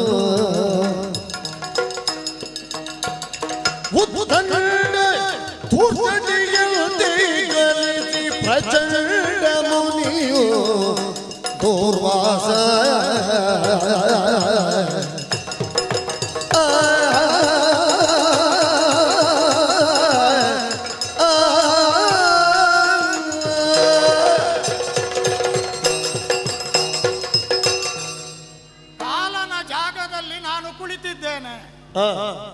ಹೇಳುವ ಧೈರ್ಯ ಈ ಪ್ರಪಂಚದಲ್ಲಿ ಎಷ್ಟು ಮಂದಿಗುಂಟು? ಕಾಲ ಉಪಸ್ಥಿತನಿರುವ ಜಾಗದಲ್ಲಿ ಉಪಸ್ಥಿತನಿದ್ದು ಎಲ್ಲವನ್ನು ನಿರ್ವಹಿಸಬಲ್ಲೆ ಈ ಆತ್ಮವಿಶ್ವಾಸ ಪ್ರಪಂಚದಲ್ಲಿ ಎಷ್ಟು ಮಂದಿಗುಂಟು? ಈ ಪ್ರಶ್ನೆಗೆ ಉತ್ತರ ಉಂಟು ಅಂತ ಕೇಳಿದರೆ ಬಹುತೇಕ ಮಂದಿಗಳಲ್ಲಿ ಇಲ್ಲ. ಆದರೆ ದುರ್ವಾಸ ಎನ್ನುವವನ ಸಮ್ಮುಖದಲ್ಲಿ ಅದಕ್ಕೆ ಉತ್ತರ ಉಂಟು. ಕೆಲವರು ದೂರ್ವಾಸ ಅಂದರು, ಕೆಲವರು ದುರ್ವಾಸ ಅಂದರು. ದುಷ್ಟಾನಿ ವಾಸಾಂಸಿಯಸ್ಯ, ಹರುಕುಲು ಛಿದ್ರಗೊಂಡ ಬಟ್ಟೆಯನ್ನು, ಮಲಿನವಾದಂತಹ ಅರಿವೆಯನ್ನು ಧರಿಸಿದವನಿಗೆ ದುರ್ವಾಸ ಅಂತ ಹೆಸರು. ಮೈಯ ಮೇಲಿನ ಬಟ್ಟೆ ಕೊಳಕಾದರೇನಂತೆ, ಮೈಯ ಮೇಲಿನ ಅರಿವೆ ಛಿದ್ರವಾದರೇನಂತೆ, ನಡೆಯುವ ಬಟ್ಟೆಯಲ್ವೋ ಶುದ್ಧ ಬೇಕಾದದ್ದು. ಬಟ್ಟೆಯೇ ಶುದ್ಧ ಇಲ್ಲ ಅಂತ ಆದರೆ ಧಾರಣೆ ಮಾಡಿದ್ದೆಲ್ಲ ವ್ಯರ್ಥ ಅಂತ ಅರ್ಥ. ಬಹಿರಂಗವಾದಂಥ ಆಡಂಬರಕ್ಕೆ ಪ್ರಪಂಚದಲ್ಲಿ ಬೆಲೆ ಇಲ್ಲ. ರಂಗಿಕವಾದಂಥ ಶಕ್ತಿಯೇ ಪ್ರಪಂಚದಲ್ಲಿ ಬಾಳಿಕೆಯನ್ನು ಹೊಂದುತ್ತದೆ. ಈ ಕಾರಣದಿಂದಲೇ ದುರ್ವಾಸನ ವ್ಯಕ್ತಿತ್ವಕ್ಕೆ ಒಂದು ವಿಶಿಷ್ಟವಾದ ಆಯಾಮ ಸಿಕ್ಕಿತು. ಪ್ರಪಂಚದಲ್ಲಿ ಕಾಲನ ಬಗ್ಗೆ ಬಹಳ ವ್ಯಾಖ್ಯಾನ ಉಂಟು. ಕಾಲ ಎನ್ನುವುದನ್ನು ಭೂತ, ವರ್ತಮಾನ, ಭವಿಷ್ಯತ್ತು ಅಂತ 3 ನೆಲೆಗಳಿಂದ ನಾವು ವಿಭಜಿಸ್ತೇವೆ. ಯಥಾರ್ಥಕ್ಕೂ ವರ್ತಮಾನ ಎನ್ನುವುದೇ ಇಲ್ಲ. ನಾನು ಇಲ್ಲ ಎನ್ನುವ ಲಾ ಪ್ರಯೋಗ ಮಾಡುವಾಗ ಅದು ಭೂತಕ್ಕೆ ಸರಿದು ಹೋಗುತ್ತದೆ. ದೇ ಎನ್ನುವುದನ್ನು ಉಚ್ಚರಿಸಿದಾಗ ಅದು ಭೂತಕ್ಕೆ ಸರಿದು ಹೋಗುತ್ತದೆ. ಆ ಕಾರಣದಿಂದ ವರ್ತಮಾನ ಎನ್ನುವುದೊಂದು ಕಲ್ಪನೆ ಮಾತ್ರ. ವರ್ತಮಾನ ವಾಸ್ತವಿಕವಾಗಿ ನಮ್ಮ ಕೈಯ ಎಟುಕಿನಲ್ಲಿಲ್ಲ.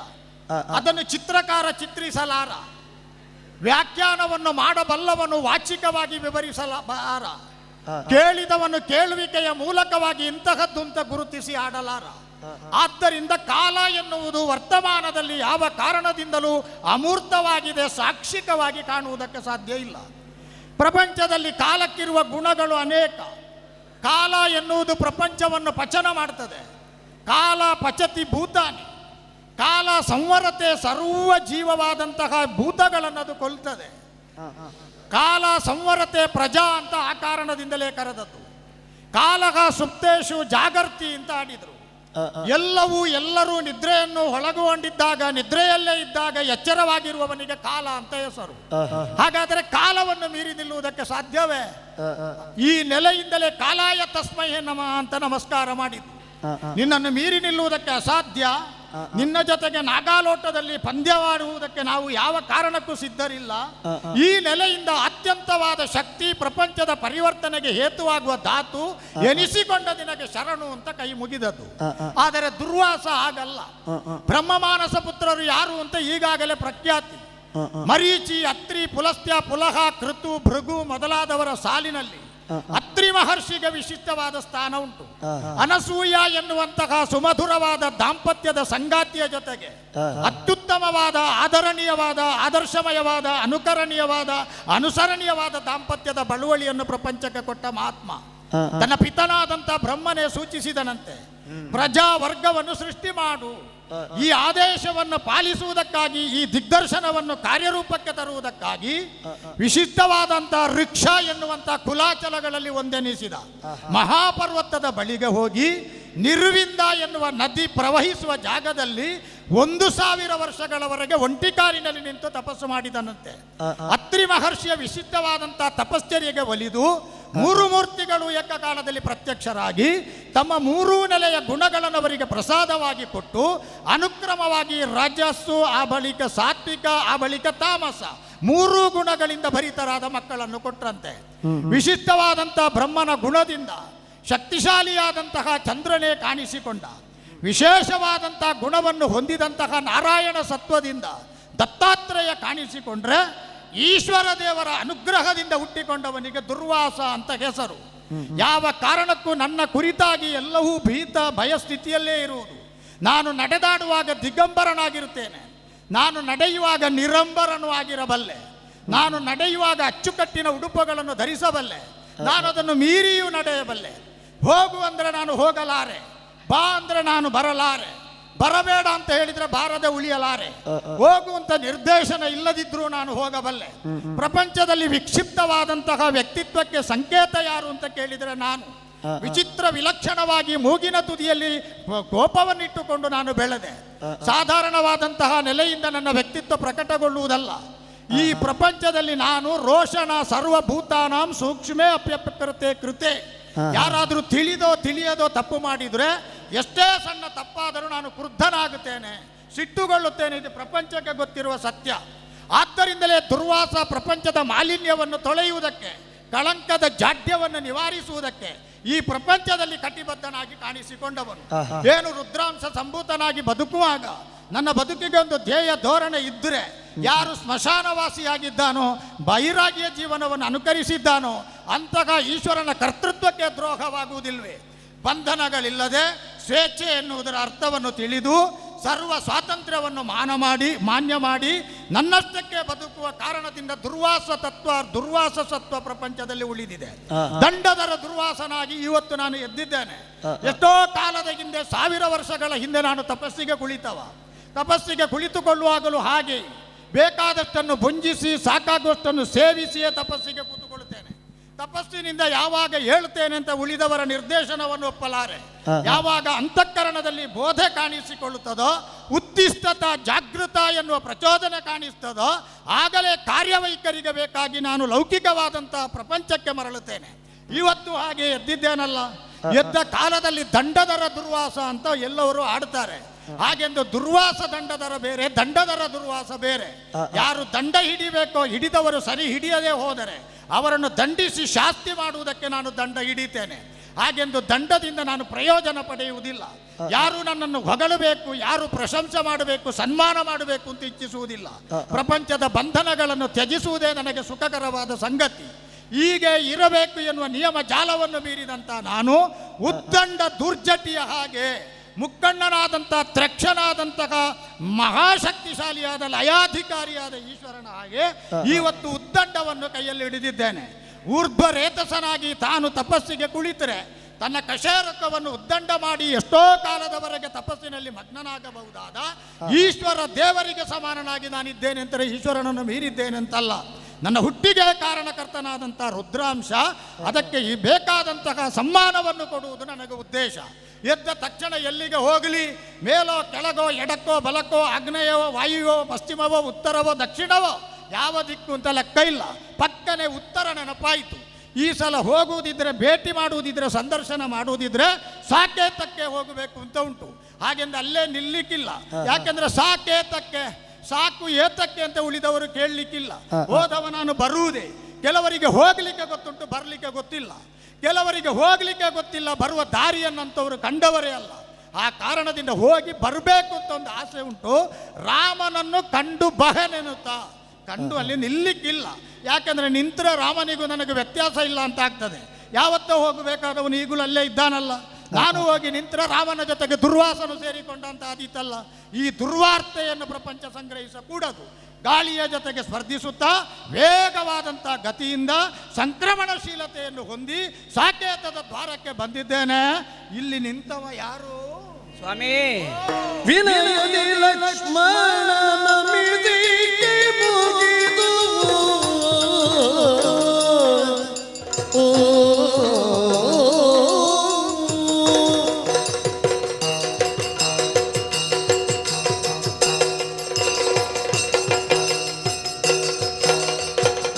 ವಿನಯದಿ ಲಕ್ಷ್ಮಣನ ಮಿದಿಗೆ ಮುಗಿದು ಧನನ ಬೋಧನನೆ ವಿಶ್ರಮಿಸೆಂದ ನುಡಿದು ವಿನಯದಿ ಲಕ್ಷ್ಮಣನ ಮಿದಿ ಕೈ ಮುಗಿದು ಧನನ ಬೋಧನನೆ ವಿಶ್ರಮಿಸು ಎಂದ ನುಡಿದು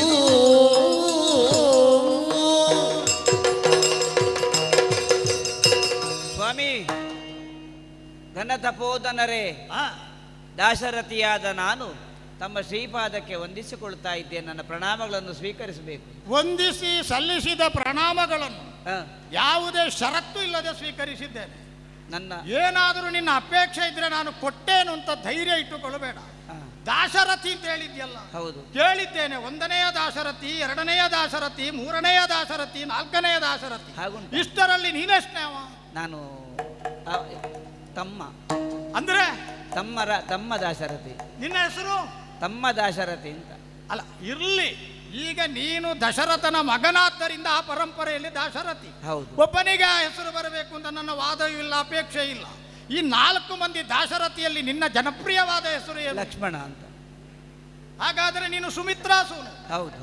ನಮಸ್ಕಾರ ಮಾಡಿದ್ದೆ, ಸೌಮಿತ್ಯ ಪ್ರಣಾಮಗಳನ್ನು ಸ್ವೀಕರಿಸಬೇಕು. ಒಪ್ಪಿದ್ದೇನೆ ಸ್ವಾಮಿ. ಓ, ನಾನು ತಲೆ ಅಡಿಗೆ ಹಾಕಿ ಮಾತಾಡ್ತಾ ಇದ್ದೇನೆ ಅಂತಂದ್ರೆ ನಿಮಗೆ ಅಗೌರವ ತೋರಿಸಿದ್ದೇನೆ ಅಂತ ಅರ್ಥ ಅಲ್ಲ. ನಿಮ್ಮ ಬೆಳಗುವ ದೇದೀಪ್ಯಮಾನವಾದ ಪ್ರಕಾಶದ ಮುಂದೆ ನಾನು ಮಸುಕಾಗಿ ಹೋಗ್ತಾ ಇದ್ದೇನೆ. ಹಾಗೆಂದು ನನಗೆ ಉದ್ದೇಶ ಉಳಿದವರು ಮಸುಕಾಗಲಿ ಅಂತಲ್ಲ. ಅಲ್ಲಲ್ಲ, ನನ್ನ ಬೆಳಕಿನ ಮಟ್ಟಕ್ಕೆ ಬರಲಿ ಅಂತ ನಿರೀಕ್ಷೆ ಉಂಟು. ನನಗೆ ಮಾಡುವ ಒಂದು ಅಂತರ ಉಳಿತದ ಸಾಧ್ಯ ಆದರೆ ನಿನ್ನನ್ನು ಬೆಳಗುವಾಗ ಮಾಡ್ತೇನೆ. ನನಗೆ ಹಾಗೆ ಅನಿಸುವುದು. ತಮ್ಮದಾಗಿರುವಂತಹ ತ್ರಿವಿಕ್ರಮವಾದಂತಹ ಈ ವಿಶೇಷ ಸಾನ್ನಿಧ್ಯ ಒಪ್ಪಿದೆ. ನಿಮ್ಮ ಮುದ್ದೆ ನಾನು ಬಹಳ ಸಣ್ಣವನಾಗಿದ್ದೇನೆ, ಕುಬ್ಜನಾಗಿದ್ದೇನೆ ಅಂತ ವಿನಮ್ರತೆಯನ್ನು ಅಂಗೀಕರಿಸಿದೆ. ನನಗೆ ನನ್ನ ಮನಸ್ಸಿನಲ್ಲಿ ಉಂಟು, ನನಗೆ ಗೊತ್ತುಂಟು ನಾನು ಯಾರು ಅಂತ. ತಮ್ಮಂತಹ ಘನತಪೋಧನರು ಇಲ್ಲಿವರೆಗೆ ಪಾದ ಬೆಳೆಸುವಂತಹ ಕಾಲಕ್ಕೆ ನಾನು ಬಂದು ಎದುರುಗೊಳ್ತೇನೆ ಅಂತ ಎಣಿಸಲೇ ಇಲ್ಲ ನಾನು. ಅಂದ್ರೆ ಬಹಳ ಸಂತೋಷ. ಆಕಸ್ಮಿಕ, ತಾವು ಬಂದ ಅಯೋಚಿತ, ಅಯೋಜಿತ. ನನ್ನ ನಿನ್ನ ಭೇಟಿಗೆ ಪೂರ್ಣ ಮೊದಲೇ ನಿಗದಿಯಾದಂತಹ ಸಮಯ, ಅಯಾಚಿತವಾದ. ಹಾಗಾದ್ರೆ ಈಗ ನನ್ನ ಸಮ್ಮುಖದಲ್ಲಿ ನಿಂತಿದ್ಯಲ್ಲ, ಈಗ ಎಷ್ಟು ಸತ್ಕಾರ ಮಾಡಿದ್ಯಲ್ಲ, ಕೂತ್ಕೊಳ್ಳಿಕ್ಕೆ ಆಗ್ಲಿಲ್ಲ. ಹೀಗೆ ಬನ್ನಿ. ಬಂದ್ರೆ ಈಗ ನಡ್ಕೊಂಡು ಬಂದ ಬಂಗಾರದ ಪೀಠದಲ್ಲಿ ಕೂತ್ಕೊಳ್ಬೇಕು. ಇಲ್ಲಿ ಹೌದೌದು, ಅದಕ್ಕೆ ದರ್ಬೆ ಹಾಕಿದ್ದೇನೆ. ನಾನು ಕೂತ್ಕೊಳ್ಬೇಕು. ದರ್ಬೆ ಹಾಕಿದ್ದೇನೆ. ದರ್ಬೆ ಹಾಕಿದ್ದಿ, ದರ್ಬೆಯ ಮೇಲೆ ನಾನು ಪವಡಿಸಬೇಕು.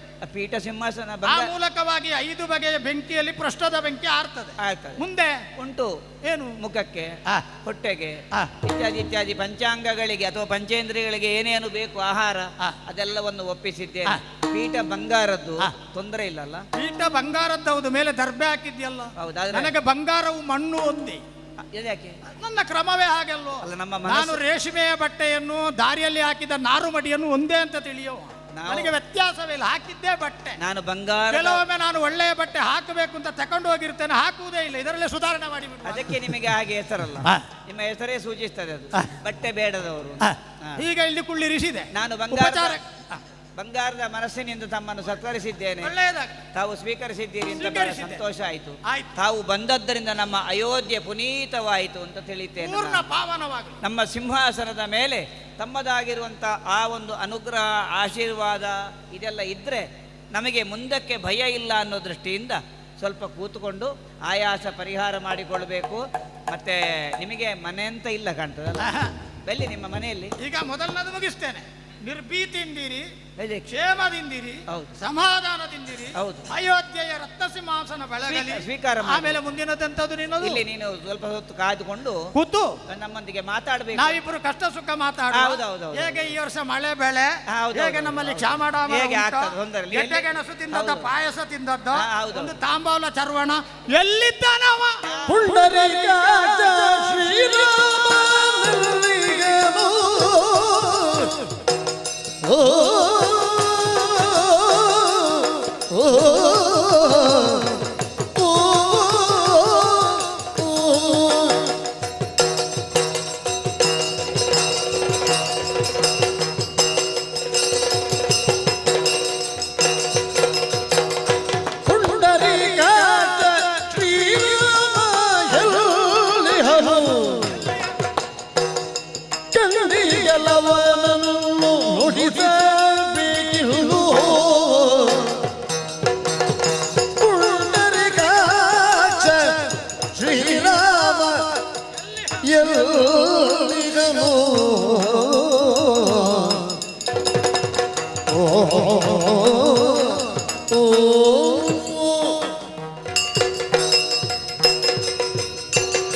ಲಕ್ಷ್ಮಣ ಸ್ವಾಮಿ, ಯಾರು ಅಂತ ನನಗೆ ವೇದ್ಯವಾಯಿತು. ಹಾ, ನಿನ್ನನ್ನೇ ನಾನು ಕಾಣುವುದಕ್ಕಾಗಿ ಬಂದರೆ ನೀನು ಯಾರು ಎನ್ನುವುದಕ್ಕೆ ಉತ್ತರಿಸಿದ್ರೆ ನಾನು ಸಮಾಧಾನ ತಳೆಯಬಹುದು. ಆಯ್ತಲ್ಲ. ಆದರೆ ಯಥಾರ್ಥಕ್ಕೆ ನಾನು ಬಂದದ್ದು ಹಾಗಲ್ಲ. ಮತ್ತೆ ಎಲ್ಲರ ಕಣ್ಣುಗಳನ್ನು ನಾನು ನೋಡ್ತೇನೆ. ಹಾ, ಕೆಲವರ ಕಣ್ಣುಗಳಲ್ಲಿ ಆಸೆ, ಹಾ, ಕೆಲವರ ಕಣ್ಣುಗಳಲ್ಲಿ ಭಾಷೆ, ಹಾ, ಕೆಲವರ ಕಣ್ಣುಗಳಲ್ಲಿ ನಿರೀಕ್ಷೆ, ಹಾ. ಕೆಲವರ ಕಣ್ಣುಗಳಲ್ಲಿ ಬಣ್ಣ, ಹಾ. ಕೆಲವರ ಕಣ್ಣುಗಳಲ್ಲಿ ಕನಸು, ಹಾ. ಕೆಲವರ ಕಣ್ಣುಗಳಲ್ಲಿ ದುರಾಸೆ, ಹಾ. ಕೆಲವರ ಕಣ್ಣುಗಳಲ್ಲಿ ನಿರಾಶೆ, ಹಾ. ಕೆಲವರ ಕಣ್ಣುಗಳಲ್ಲಿ ಆತ್ಮವಿಶ್ವಾಸ, ಹಾ. ಕೆಲವರ ಕಣ್ಣುಗಳಲ್ಲಿ ಮತ್ತೊಬ್ಬರದನ್ನು ಅಪಹರಿಸಬೇಕೆಂಬ ಕಪಟ.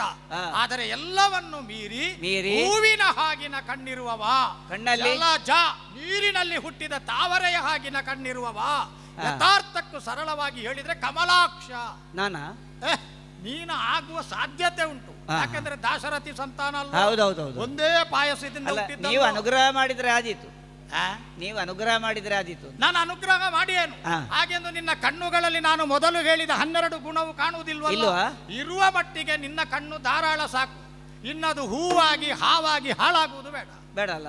ಅಲ್ಲ, ಈಗ ನೀವು ಹೇಳಿದ್ದು ಕಣ್ಣಿನಲ್ಲಿ ಹೂ ಬಂದದ್ದ ಅಥವಾ ಹೂ ಕಣ್ಣಿದ್ದವರ? ಕೆಲವರು ಕಣ್ಣು ಇರುವ ಸೌಂದರ್ಯದಲ್ಲೇ ಚಂದ ಕಾಣಿಸ್ತಾರೆ, ಅದಕ್ಕೆ ಸ್ವಲ್ಪ ಹೆಚ್ಚು ಬಣ್ಣ ಬಳಿದುದರಿಂದ ಬಹಳ ವಿಕೃತವಾಗಿ ಕಾಣಿಸ್ತಾರೆ. ಈಗ ನಿನಗೆ ಇರುವ ಮಟ್ಟಿಗೆ ನಿನ್ನ ಮನೆಯವರು ಮೆಚ್ಚಿದ್ದಾರಲ್ಲ, ಈ ಕಣ್ಣು ಆದೀತು ಅಂತ ಒಪ್ಪಿದ್ದಾರಲ್ಲ. ನೀನು ಹುಟ್ಟುವ ಕಾಲದಲ್ಲಿ ತೊಟ್ಟಿಲಲ್ಲಿ ಮಲಗಿಸಿ ನಿನಗೆ ನಾಮಕರಣ ಮಾಡುವಾಗ ಈ ಕಣ್ಣು ಅವಲಕ್ಷಣ ಅಂತ ಹೇಳಿಲ್ಲಲ್ಲ? ಈ ಕಣ್ಣುಗಳಿಂದ ಅವಲಕ್ಷಣ ಅಂತ ಹೇಳಿಲ್ವೋ? ಇಲ್ಲ ಇಲ್ಲ, ಅಲ್ಲ ಅವಲಕ್ಷಣ ಅಂದ್ರೆ ಒಟ್ಟಿಗೆ ಹೇಳಬೇಡಿ, ಬೇರೆ ಬೇರೆ ಅವ ಬೇರೆ ಲಕ್ಷಣ. ಈ ಕಣ್ಣುಗಳು ಅವಲಕ್ಷಣಕಾರಕ ಅಂತ ಹೇಳಿಲ್ಲ, ಸಲ್ಲಕ್ಷಣ. ಚಂದದ ಕಣ್ಣು ಇರುವುದರಿಂದ ಅವಲಕ್ಷಣ ಅಂತ ಹೇಳಿ. ನೀವು ಅವಲಕ್ಷಣ ಅಂತ ನೀವು ಹೇಳ್ಬೇಕು, ಸಲ್ಲಕ್ಷಣ ಅಂತ ಹೇಳಿ ಸುಲಭ ಆಯ್ತಲ್ಲ ನಿಮಗೆ? ಇಲ್ಲ, ಈಗ ನನಗೆ ಭಾಷೆ ಕಲಿಸ್ಲಿಕ್ಕೆ ನನ್ನ ವ್ಯಾಕರಣದ ಮಟ್ಟಕ್ಕೆ ಶಬ್ದ ವಿಂಗಡಣೆ ಮಾಡಬೇಡಿ ಅಂತ ಹೇಳಿ. ನನ್ನ ವ್ಯಾಕರಣವೇ ಬೇರೆ, ನಾನು ಮಾತಾಡುವ ಸಾಹಿತ್ಯವೇ ಬೇರೆ. ನಮಗೆ ಅರ್ಥ ಆಗಲಿಕ್ಕಿಲ್ಲ ಅದು. ನಾನು ಬಳಸುವ ಕ್ರಿಯಾಪದಗಳು ಮತ್ತೊಂದು ಸಮೂಹ ನಿರ್ದೇಶಕ ಪದಗಳು ಬೇರೆ. ವಿಶೇಷ. ನನಗೆ ವ್ಯಾಕರಣ ನೀನು ಕಲಿಸುವುದೇ ಬೇಡ. ಇಲ್ಲ ಇಲ್ಲ, ಅಂದ್ರೆ ನಿನ್ನನ್ನು ನಾನು ಆಕ್ಷೇಪಿಸಿದ್ದಲ್ಲ. ಹೌದಪ್ಪ. ಹಾಗಾದ್ರೆ ಹೂವಿನ ಕಣ್ಣಿರುವವ ಆ ರಘುರಾಮ ಅಂತ ಕರೆಯಲ್ಪಡುವವನು, ಅವನನ್ನು ಕಾಣಬೇಕು ಅಂತ ಉಂಟು. ಕಂಡು ಹಾಗೆ ಹೋಗುವುದಿಲ್ಲ, ಅವನನ್ನು ನುಡಿಸಬೇಕು.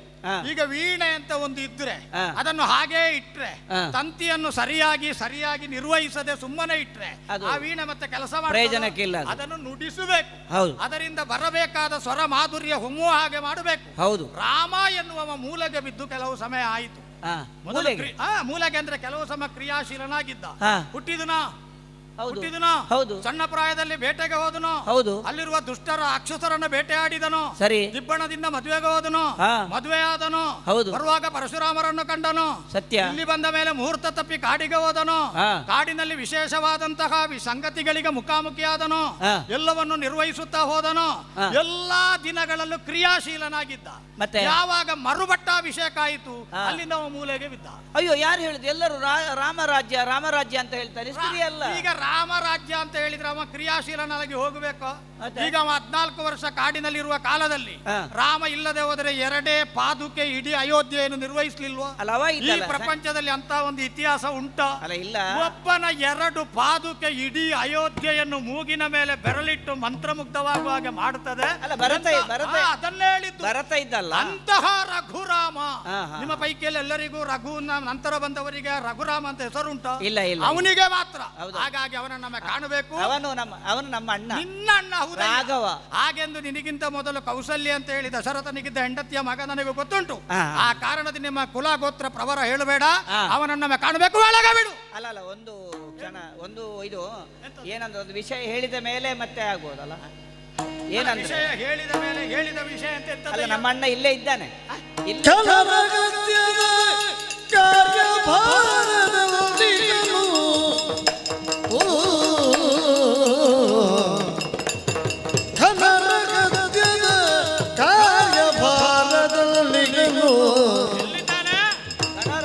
ಕಾರ್ಯಭಾರದಲ್ಲಿಗನು ಚಲ ತಡಿದರೆ ತಾನೇ ಬರುವ ಅಗ್ರಜನು.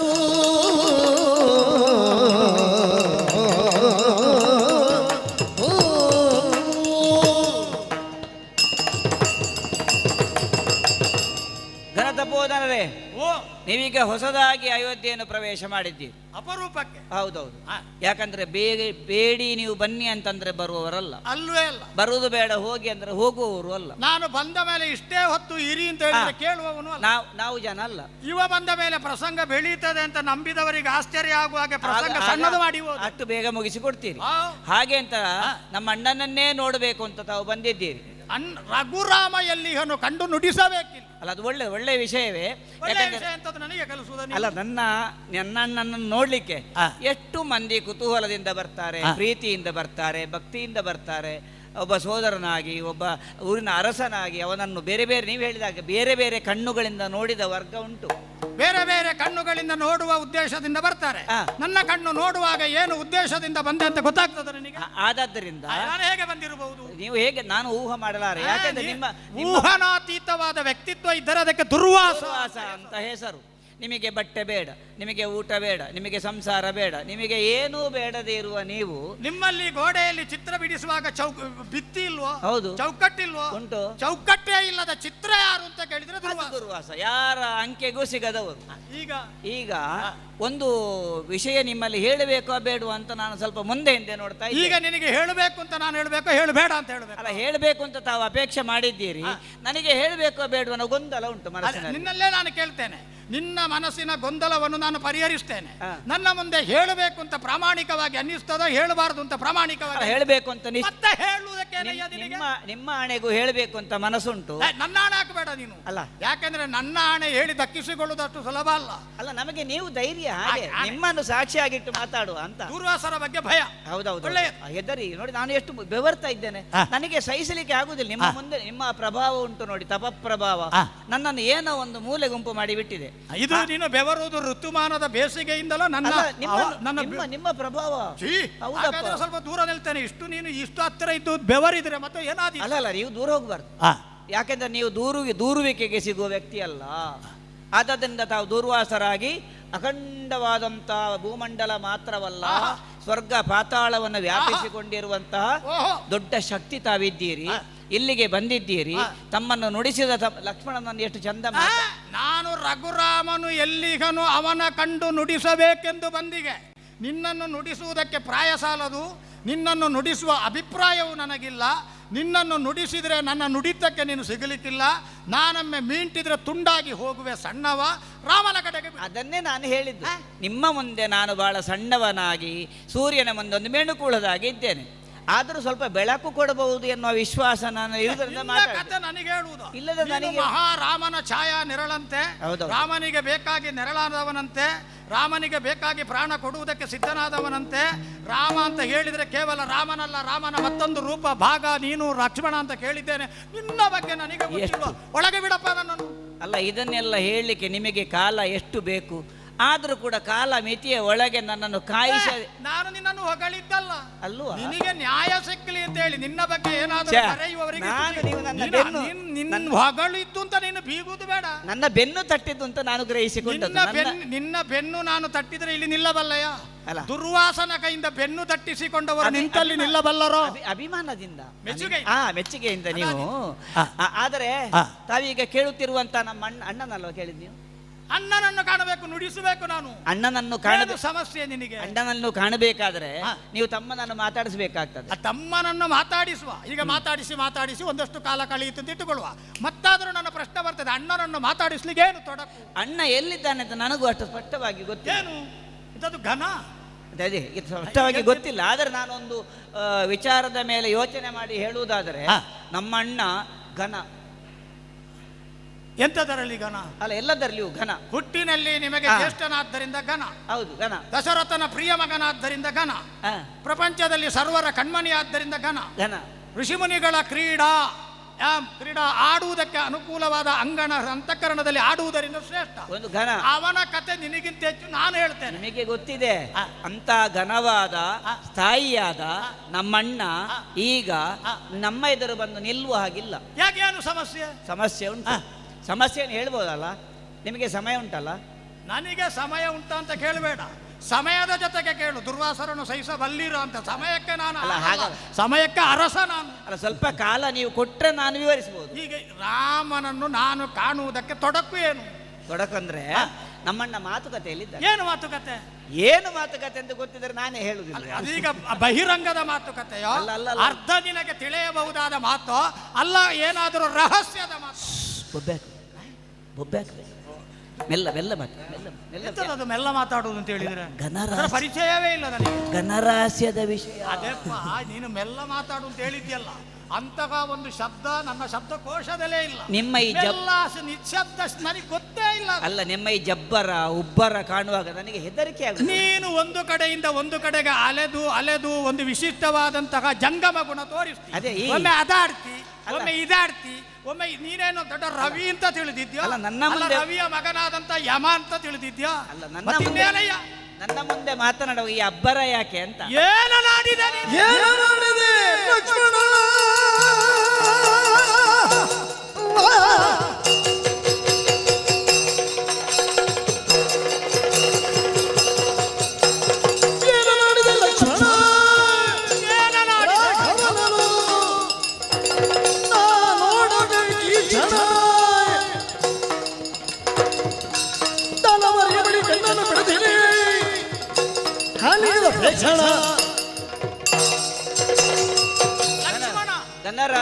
ಅಯೋಧ್ಯ ಎನ್ನುವುದಕ್ಕೆ ಅನ್ಯ ಯೋಧರಿಗೆ ದುಷ್ಪ್ರವೇಶವಾದದ್ದು ಅಂತ ಹೆಸರು. ಹೌದೌದು. ಕಠಿಣವಾದ ಕೋಟೆ ಉಂಟು ಅಂತ ಅಯೋಧ್ಯ ಅಂತ ಅಲ್ಲ. ಅಲ್ಲ, ವಿಶೇಷವಾದಂತಹ ಕೊತ್ತಳಗಳುಂಟು ಎನ್ನುವ ಕಾರಣಕ್ಕೆ ಅಯೋಧ್ಯ ಅಂತ ಹೆಸರಲ್ಲ. ಎಂತವರಾದರೂ ಇಲ್ಲಿಗೆ ಬರುವುದಕ್ಕೆ ಅಂಜುತ್ತಾರೆ, ಹೆದರ್ತಾರೆ. ಪವಿತ್ರವಾದಂತಹ ನೆಲೆಗಸ್ತಾನ, ಧಾರ್ಮಿಕವಾದಂತಹ ನೆಲೆಗಳ ಆಡುಂಬಲ, ಪರಮ ಪಾವನವಾದಂತಹ ವೃದ್ಧ ಮತ್ತು ಸತ್ಯಗಳನ್ನು ದಿನ ಹೊರಗಲ್ಲಿಗೆ ಹಚ್ಚುವ ವಿದ್ವಾಂಸರ ಮಹಾ ಚರ್ಚಾಕೂಟ, ಸಾಂಸ್ಕೃತಿಕವಾದ ಕಾರ್ಯಕ್ರಮಗಳು, ನವ ದಿನಗಳಲ್ಲಿ ದುರ್ಗಾರಾಧನೆ, ಅದನ್ನು ಮೀರಿದ ರಂಗನಾಥ ಪ್ರಜ್ಞೆ, ಇದೆಲ್ಲ ಇರುವುದರಿಂದಲೇ ಅಯೋಧ್ಯ ಅಂತ ಕರೆಯಲ್ಪಟ್ಟದ್ದು. ಮೊನ್ನೆ ವಿಜಯದಶಮಿಗೆ ಚರಿತ್ರೆ ಹುಟ್ಟಿದ ನಿಮಗಿಂತ ಹೆಚ್ಚು ನನಗೆ ವಿಜಯದಶಮಿಗೆ ರಾವಣನ ನಿಮಗೆ ಅದು ಬಾಯ್ಪಾಠ ಇರಬೇಕಾದ್ದು, ನಿಮಗಿಂತ ಹೆಚ್ಚು ಗೊತ್ತುಂಟು. ಇದು ನಾನು ದೊಡ್ಡಸ್ತಿಗೆ ಹೇಳಿದ್ದಲ್ಲ, ಹೆಮ್ಮೆಯಿಂದ ಹೇಳುವುದು. ಇಂತಹ ನೀನು ಹಾನಿಗೆ ಅಪೇಕ್ಷಣವಾದ ಕೆಲಸವನ್ನು ಮಾಡಕೂಡದು. ಏನ ನಾಡಿದೆ? ರಾಮ ಘನ ರಹಸ್ಯದ ಮಾತಿನಲ್ಲಿರುವವನು. ಏನು ದುರ್ವಾಸನ ಮುಂದೆ ರಹಸ್ಯ ಅಂತ ಹೇಳುವ ಶಬ್ದ ಯಾವತ್ತು ಬಯಲಾಗದೆ ಉಳಿದಿದ್ದೆ.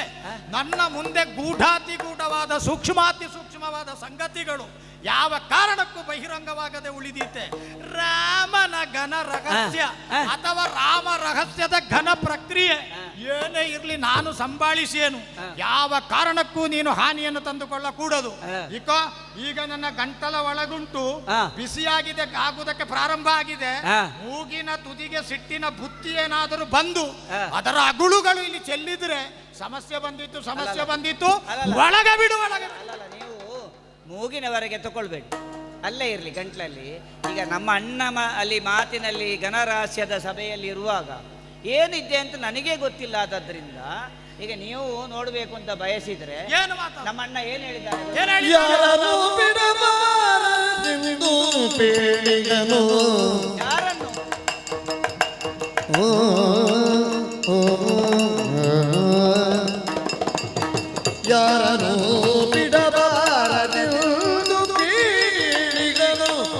ಸ್ವಾಮಿಗೆ ನೀನು ಕ್ಷಮಿಸಬೇಕು.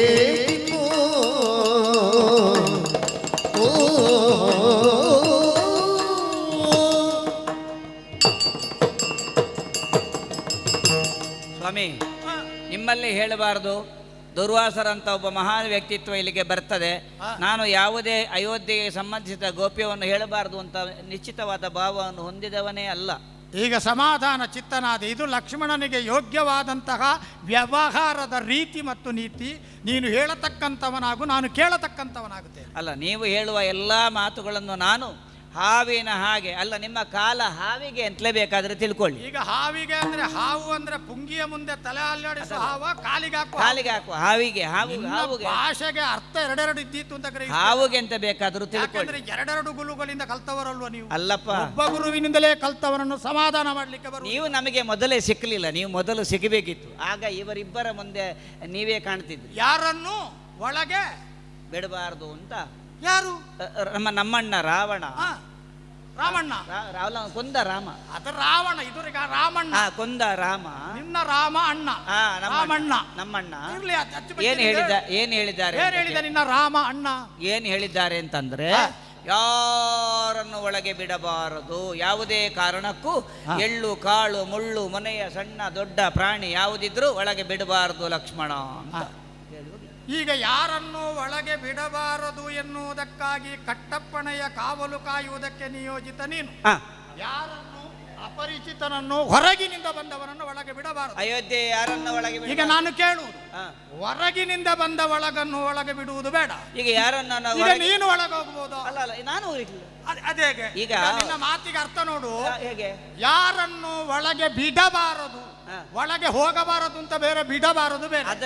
ಈಗ ನೀನು ಹೊರಗಿನಿಂದ ಬರಬಹುದಾದ ನಾನು ನನ್ನಂತ ಅನಾಮಿಕರನ್ನು, ಅಪರಿಚಿತರನ್ನು, ಆಗಂತುಕರನ್ನು ತಡೆಯಬಲ್ಲೆ.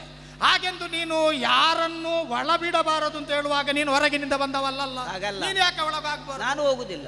ಯಾಕೆ ಹೋಗಬಾರದು ಅಂದ್ರೆ, ಅವ ಒಂದನೆಯವ, ನಾನು ಎರಡನೆಯವ, ಮೂರನೆಯವರು ಯಾರು ಹೋಗ್ಲಿಕ್ಕಿಲ್ಲ ಅಂತ. ಅಲ್ಲ, ನೀನು ಕಲ್ತದ್ದಕ್ಕೆ ಕಣ್ಣಿಲ್ಲ ಅಂತ ಈಗ ಗೊತ್ತಾಯ್ತು. ಯಾಕೆ? ಹೇಗೆ? ಈಗ ನೋಡುವಾಗ ಬಹಳ ಬುದ್ಧಿವಂತ ನೀನು. ನೀನಿಲ್ಲಿ ಕಾವಲಿಗೆ ನಿಂತದ್ದು ಹೊರಗಿನಿಂದ ಬರಬಹುದಾದ ಮೂರನೆಯವರನ್ನು ತಡೆಯುವುದಕ್ಕೆ. ಹಾಗೆಂದು ನಿನಗೂ ಒಳಗೆ ಹೋಗ್ಲಿಕ್ಕೆ ಆಗುವುದಿಲ್ಲ. ನಾನು ಹೋಗುದಿಲ್ಲ. ಯಾವ ಕಾರಣಕ್ಕೂ ಕಾವಲಿಗೆ ನಿಂತವನಿಗೆ ಒಳಗೆ ಹೋಗ್ಲಿಕ್ಕೆ ಅನುಮತಿ ಇಲ್ಲ ಅಂತ ಆದರೆ ಆ ಕಾವಲಿನವನು ಅಲ್ಲಿ ನಿಲ್ಲುವುದು ವ್ಯರ್ಥ. ಹೊರಗೋಗು. ಯಾಕೆ? ನಾನು ಹೇಳಿದನಲ್ಲ, ಯಾವ ಕಾರಣಕ್ಕೂ ಕಾವಲಿಗೆ ನಿಂತವನಿಗೆ ಒಳಗೆ ಹೋಗ್ಲಿಕ್ಕೆ ಹಕ್ಕಿಲ್ಲ, ಅಧಿಕಾರ ಇಲ್ಲ ಅಂತ ಆದರೆ ಬಾಗಿಲು ಕಾಯುವುದು ವ್ಯರ್ಥ ಎನ್ನುವ ಶಾಸ್ತ್ರ ರೀತಿ ಹೊರಗೋಗು ನೀನು. ಅಲ್ಲಲ್ಲ, ಇಲ್ಲಿ ನಿಂತದ್ದು ಯಾಕೆ ಅಂತಂದ್ರೆ, ಇಲ್ಲಿನ ನಂತರ ಯಾರು ಹೋಗಬಾರದು ಅಂತ. ಇಲ್ಲಿನ ಮುಂದೆ ನೀನೊಂದು ತಡೆ, ಸರಹದ್ದು. ಇಲ್ಲಿಂದ ಬಂದು ಯಾರು ಸೀಮೆ ಆಚೆ ಹೋಗಬಹುದು, ಈಚೆ ದಾಟುವ ಹಾಗಿಲ್ಲ. ಹಾಗೆ ಆಚೆ ಈಚೆ ಒಟ್ಟು ಹೋಗ್ಲಿಕ್ಕಿಲ್ಲ. ಈಗ ನಿನ್ನಲ್ಲೇ ಕೇಳ್ತೇನೆ, ಈ ದುರ್ವಾಸರು ಬರ್ತಾರಂತೆ ನಿಮಗೇನಾದ್ರೂ ಕನಸು ಕಂಡಿತ್ತು? ಖಂಡಿತ ಇಲ್ಲ. ನಿನ್ನ ಅಣ್ಣನಿಗೆ ಏನಾದರೂ ಪಂಚೇಂದ್ರಿಯಗಳಿಗೆ ಏನಾದರೂ ನಿಗೂಢವಾದ ಸಂದೇಶ ಬಂದೀತೋ? ಅಣ್ಣನ ವಿಷಯ ನಾನು ತಮ್ಮ ಹೇಗೆ ಹೇಳಿ? ಬೇಡ, ತಮ್ಮನಾದ ನಿನಗೆ 6ನೆಯ ಇಂದ್ರಿಯಕ್ಕಾದರೂ ಅತ್ರಿ ಅನಸೂಯ ದಂಪತಿಗಳ ಸುಪುತ್ರನಾದ ರುದ್ರಾಂಶ ಸಂಭೂತನಾದ ದುರ್ವಾಸ ಇಲ್ಲಿಗೆ ವಿಜಯಂಗೈಸ್ತಾನೆ ಅಂತ ಗೊತ್ತಿತ್ತ? ಇಲ್ಲಪ್ಪ, ಗೊತ್ತಿರ್ಲಿಲ್ಲ. ತಾವು ವಿಜಯಕ್ಕೆ ಬರ್ತೀರಿ, ನಮಗೇನು ಗೊತ್ತಿರ್ಲಿಲ್ಲ. ಆದ ಕಾರಣದಿಂದ ನಿನ್ನ ಅಣ್ಣನಿಗೆ ಹೇಳು, ಅನಿರೀಕ್ಷಿತವಾಗಿ ಅತ್ಯಂತ ಎತ್ತರದಲ್ಲಿರುವಂತಹ ದುರ್ವಾಸರು ದಡ್ಡನೆ ಕೆಳಗಿಳಿದು ಇಲ್ಲಿಗೆ ಬಂದಿದ್ದಾರೆ, ಒಳಗೆ ಬಿಡಬಹುದು ಅಂತ ಕೇಳಿ. ನೀವೊಂದು ಕೆಲಸ ಮಾಡಿ, ಹೇಗೂ ತಮ್ಮ ಶ್ರೀಪಾದವನ್ನು ವಿಜಯಂಗೈದಿದ್ದೀರಿ. ಈಗ ಒಂದು ನಿಮಗೆ ಅವಕಾಶ ಇದ್ರೆ ನನಗೆ ನಿಮ್ಮಲ್ಲಿ ಕೇಳಿ ತಿಳಿಯುವ ಕಲಿಯುವ ತುಂಬ ವಿಷಯ ಉಂಟು. ಒಂದು ಆಶೀರ್ವಚನ ಕೊಡ್ತೀರಾ? ಆಶೀರ್ವಾದ ತೆಗೆದು ಆಶೀರ್ವಚನ ಅಲ್ಲ ಎಷ್ಟು ಒಂದು ವಾರ ಪಾಠ ಕಲಿಯುವ ಅಭಿಪ್ರಾಯವೋ? ಈಗ ನಮ್ಮ ಅಣ್ಣ ಹೊರಗೆ ಎಂತದಾಯ್ತು? ಉಕ್ತ ಲೇಖನ ಆದೀತೋ, ಪುರಾಣ ಕಥೆ ಆದೀತೋ, ಪ್ರಬಂಧ ಆದೀತು ಎಂತದ್ದು ಸಾಹಿತ್ಯವೋ? ಹಾಗಲ್ಲ. ನಿನ್ನ ಆಸಕ್ತಿಯ ಸಂಗತಿ ಯಾವುದು? ನಮ್ಮ ಅಣ್ಣ ಮಾತುಕತೆ ಮುಗಿಸಿ ಬಾಗಿಲು ದಾಟಿ ಹೊರಗೆ ಬರುವವರೆಗೆ ನನಗೊಂದು ಆಶೀರ್ವಚನ ಮಾಡಿ ನೀವು. ಆಶೀರ್ವಚನ ಮಾಡುವ. ನಿನ್ನ ಅಣ್ಣನ ಮಾತುಕತೆ ಎಷ್ಟು ಹೊತ್ತಿನದ್ದು ಅಂತ ಅದು ಆ ಕಾಲ, ಹಾಗಾದರೆ ಆ ಸಮಯಕ್ಕೆ ಬದ್ಧತೆ ಇಲ್ಲ. ಅದು ಕಾಲಮಿತಿಯಲ್ಲಿ ಮುಗಿಯುವ ಅಭಿಪ್ರಾಯ ಇಲ್ಲ. ಇಲ್ಲ. ನನಗೆ ಕಾಲಮಿತಿ ಉಂಟು ಅಂತ ತಿಳಿದಿದ್ಯಾ ನೀನು? ಸುರನರರಲ್ಲಿ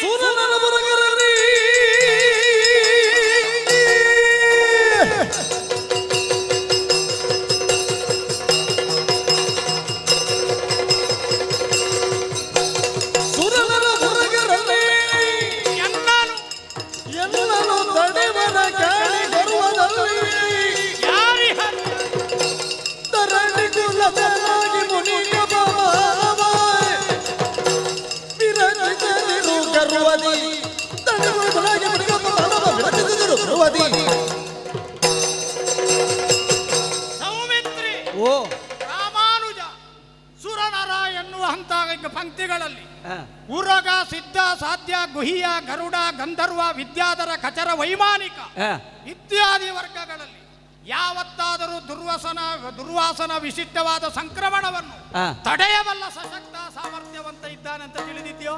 ಹಾಗಾದರೆ ಸುರನರ ಉರಗರಲ್ಲಿ ನನ್ನ ಬಗ್ಗೆ ಅಭಿಮಾನ ಇದೆ, ಆತ್ಮೀಯತೆ ಇದೆ, ಆಕ್ಷೇಪರಹಿತವಾದಂತಹ ಗೌರವ ನನ್ನ ಪಾಲಿಗೆ ಉಂಟು.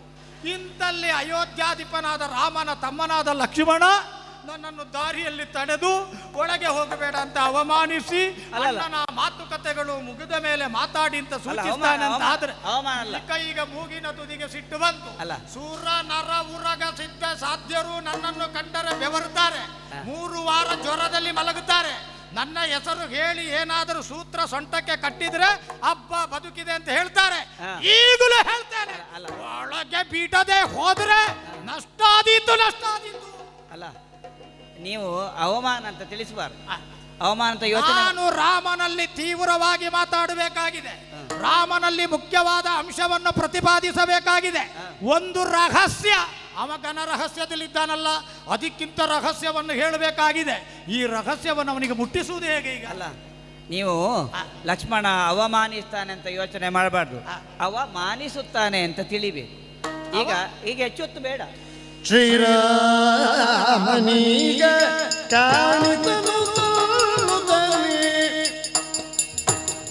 ಕಾರಣವನು ಬೇಡಬಹುದು ಎನ್ನುಡನೆ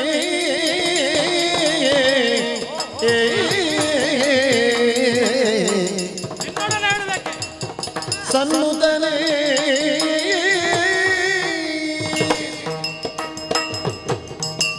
ಒಳ್ಳೆ ಸಮೀಕರಣ ಆಯಿತು ಸ್ವಾಮಿ. ಹೇಗೆ? ನಮ್ಮಣ್ಣ ಒಳಗೆ ಘನರಹಸ್ಯದ ಮಾತುಕತೆಯಲ್ಲಿದ್ದಾನೆ. ನಾನು ಹೇಳಬೇಕಾದದ್ದು ರಹಸ್ಯ ಮಾತ್ರ ಅಲ್ಲ, ಘನ ಅಲ್ಲ, ಆಳವಾಗಿದೆ. ನೀವು ಒಂದು ರಹಸ್ಯವನ್ನು ಹೊತ್ತುಕೊಂಡು ಹೇಳಬೇಕು ರಾಮನಿಗೆ. ಬಹಳ ಒಳ್ಳೆದಾಯಿತು. ನನ್ನ ಸ್ವಂತ ಸಂಗತಿ, ನನ್ನ ಆತ್ಮೀಯ ಸಂಗತಿ, ನನಗೆ ಸಂಬಂಧಪಟ್ಟ ಸಂಗತಿ, ನನಗೆ ಅಲ್ಲದೆ ಮತ್ತೊಬ್ಬರಿಗೆ ಸಂಬಂಧಪಟ್ಟದ್ದಲ್ಲ. ಅವನಲ್ಲಿ ಹೇಳುವುದರಿಂದ ಅದಕ್ಕೆ ಪರಿಹಾರ ಸಿಗ್ತದೆ. ಎಷ್ಟೋ ಕಾಲದ ಬಯಕೆ ಈಡೇರ್ತದೆ, ಎಷ್ಟೋ ಕಾಲದ ನಿರೀಕ್ಷೆ ಸಫಲವಾಗುತ್ತದೆ, ಎಷ್ಟೋ ದೂರದೃಷ್ಟಿ ಇಟ್ಟುಕೊಂಡು ಬಂದದ್ದು ಸತ್ಯವಾಗುತ್ತದೆ. ಈ ಕಾರಣ ವಿಷಯ ಸರಿ ನೀವು ಹೇಳಿದ್ದು. ಒಂದು ನಿಮ್ಮದು ಒಂದು ರಹಸ್ಯ ಉಂಟು, ನಮ್ಮ ಅಣ್ಣನದು ಒಂದು ರಹಸ್ಯ ಉಂಟು. 2 ಧ್ರುವಗಳು ಹತ್ರ ಬಂದ ಹಾಗೆ ಆಯ್ತು. ಈಗ ನಿನ್ನ ಗುರುಗಳಾದಂತಹ ವಶಿಷ್ಠರು ಹೇಳಿಪಟ್ಟ ಗಣಿತದ ಪ್ರಮೇಯ ಹೇಳುವುದು ರಹಸ್ಯ ಕೂಡಿಸು ರಹಸ್ಯ, 2 ರಹಸ್ಯವ ಆ ಒಂದು ರಹಸ್ಯ ಬುದ್ಧಿವಂತಿಕೆ ಬೇಡ. ಅಲ್ಲೆಲ್ಲ ಹಾಗಿಲ್ಲ ಮತ್ತದ್ದು ಈಗ ನಿಮ್ಮನ್ನು ಒಳಗೆ ಬಿಡಬಾರದು, ಒಳಗೆ ಏನು ನಡೆಯುತ್ತದೆ ಅಂತ ಗೊತ್ತಿಲ್ಲದ, ನಿಮ್ಮಲ್ಲಿ ಹೇಳಬಹುದಾದ ವಿಷಯ ಏನುಂಟು ನಾನು ಅರಿಯದೇ ಇದ್ದವ, ನೀವೊಂದು ಸ್ವಲ್ಪ ಹೊತ್ತು ತಡ ಮಾಡಿದ್ರೆ ಅಂತ ಬೇಡ, ಒಂದು ಕ್ಷಣ ಏನಾದರೂ ತಡೆದರೆ ಸಮಾಧಾನದಿಂದ ಕಾದರೆ ಅವನಲ್ಲಿ ಹೇಳಬೇಕಾದದ್ದನ್ನು ಮತ್ತೆ ನೀವು ಕ್ಷಣ ತಡೆದರೆ ಕ್ಷಣಾರ್ಧದಲ್ಲಿ ನಾನು ನನ್ನ ಅಣ್ಣನಿಗೆ ಏನು ಅಂತ ಹೇಳಬಲ್ಲ. ಈಗ ಕ್ಷಣ ತಡೆದ ಅರೆ, ಕ್ಷಣಾರ್ಧದಲ್ಲಿ, ಕ್ಷಣ ತಡೆದ ಮೇಲೆ ಅರೆ ಯಾಕೆ? ಅಲ್ಲ, ಕ್ಷಣಾರ್ಧದಲ್ಲಿ ನೀವು ಹೇಳಿದ ವಿಷಯ ಏನುಂಟು ಅಥವಾ ನಮ್ಮಣ್ಣ ರಾಮನಿಗೆ ನೀವೇನು ಹೇಳಬೇಕು ಅಂತ ಸಂವಹನ ಮಾಡಬೇಕಾದ ಸಂದೇಶವಾಹಕನಾಗಿ, ವಿಚಾರ, ವಿಷಯ, ಗೌಪ್ಯ, ಅದು ಏನುಂಟು ಅದನ್ನು ನಾನು ನೀವು ಹೇಳಿದಾಗೆ ಅಕ್ಷರಶಃ ವಾಕ್ಯ ಬದಲಿಸದೆ ವ್ಯಾಕರಣ ತಿದ್ದದೆ ಅದನ್ನು ನಮ್ಮ ಅಣ್ಣನಿಗೆ ತಲುಪಿಸ್ತೇನೆ. ಲೋಕೇಶ ನೀನು ತಲುಪಿಸ್ತೀನಿ. ಲೋಕೇಶ ನಮ್ಮ ನಿನ್ನನ್ನು ಅಣ್ಣನಿಗೆ ವಾಹಕನನ್ನಾಗಿ ಬಳಸಬೇಕು, ನಿನ್ನನ್ನು ಸಂವಹನದ ತಂತುವನ್ನಾಗಿ ನನ್ನ ಬಳಸಬೇಕು. ಹತ್ರ ಈಗ ಅವನ ಹತ್ರ ಹೇಳುವ ವಿಷಯವನ್ನು ನಾನು ಅವನಿಗೆ ಮತ್ತೆ ಹೋಗಿ ಹೇಳ್ತೇನೆ. ಭೂಪನಡೆಗೆ ಭೂಪನರಿಗೆ ಇಲ್ಲನು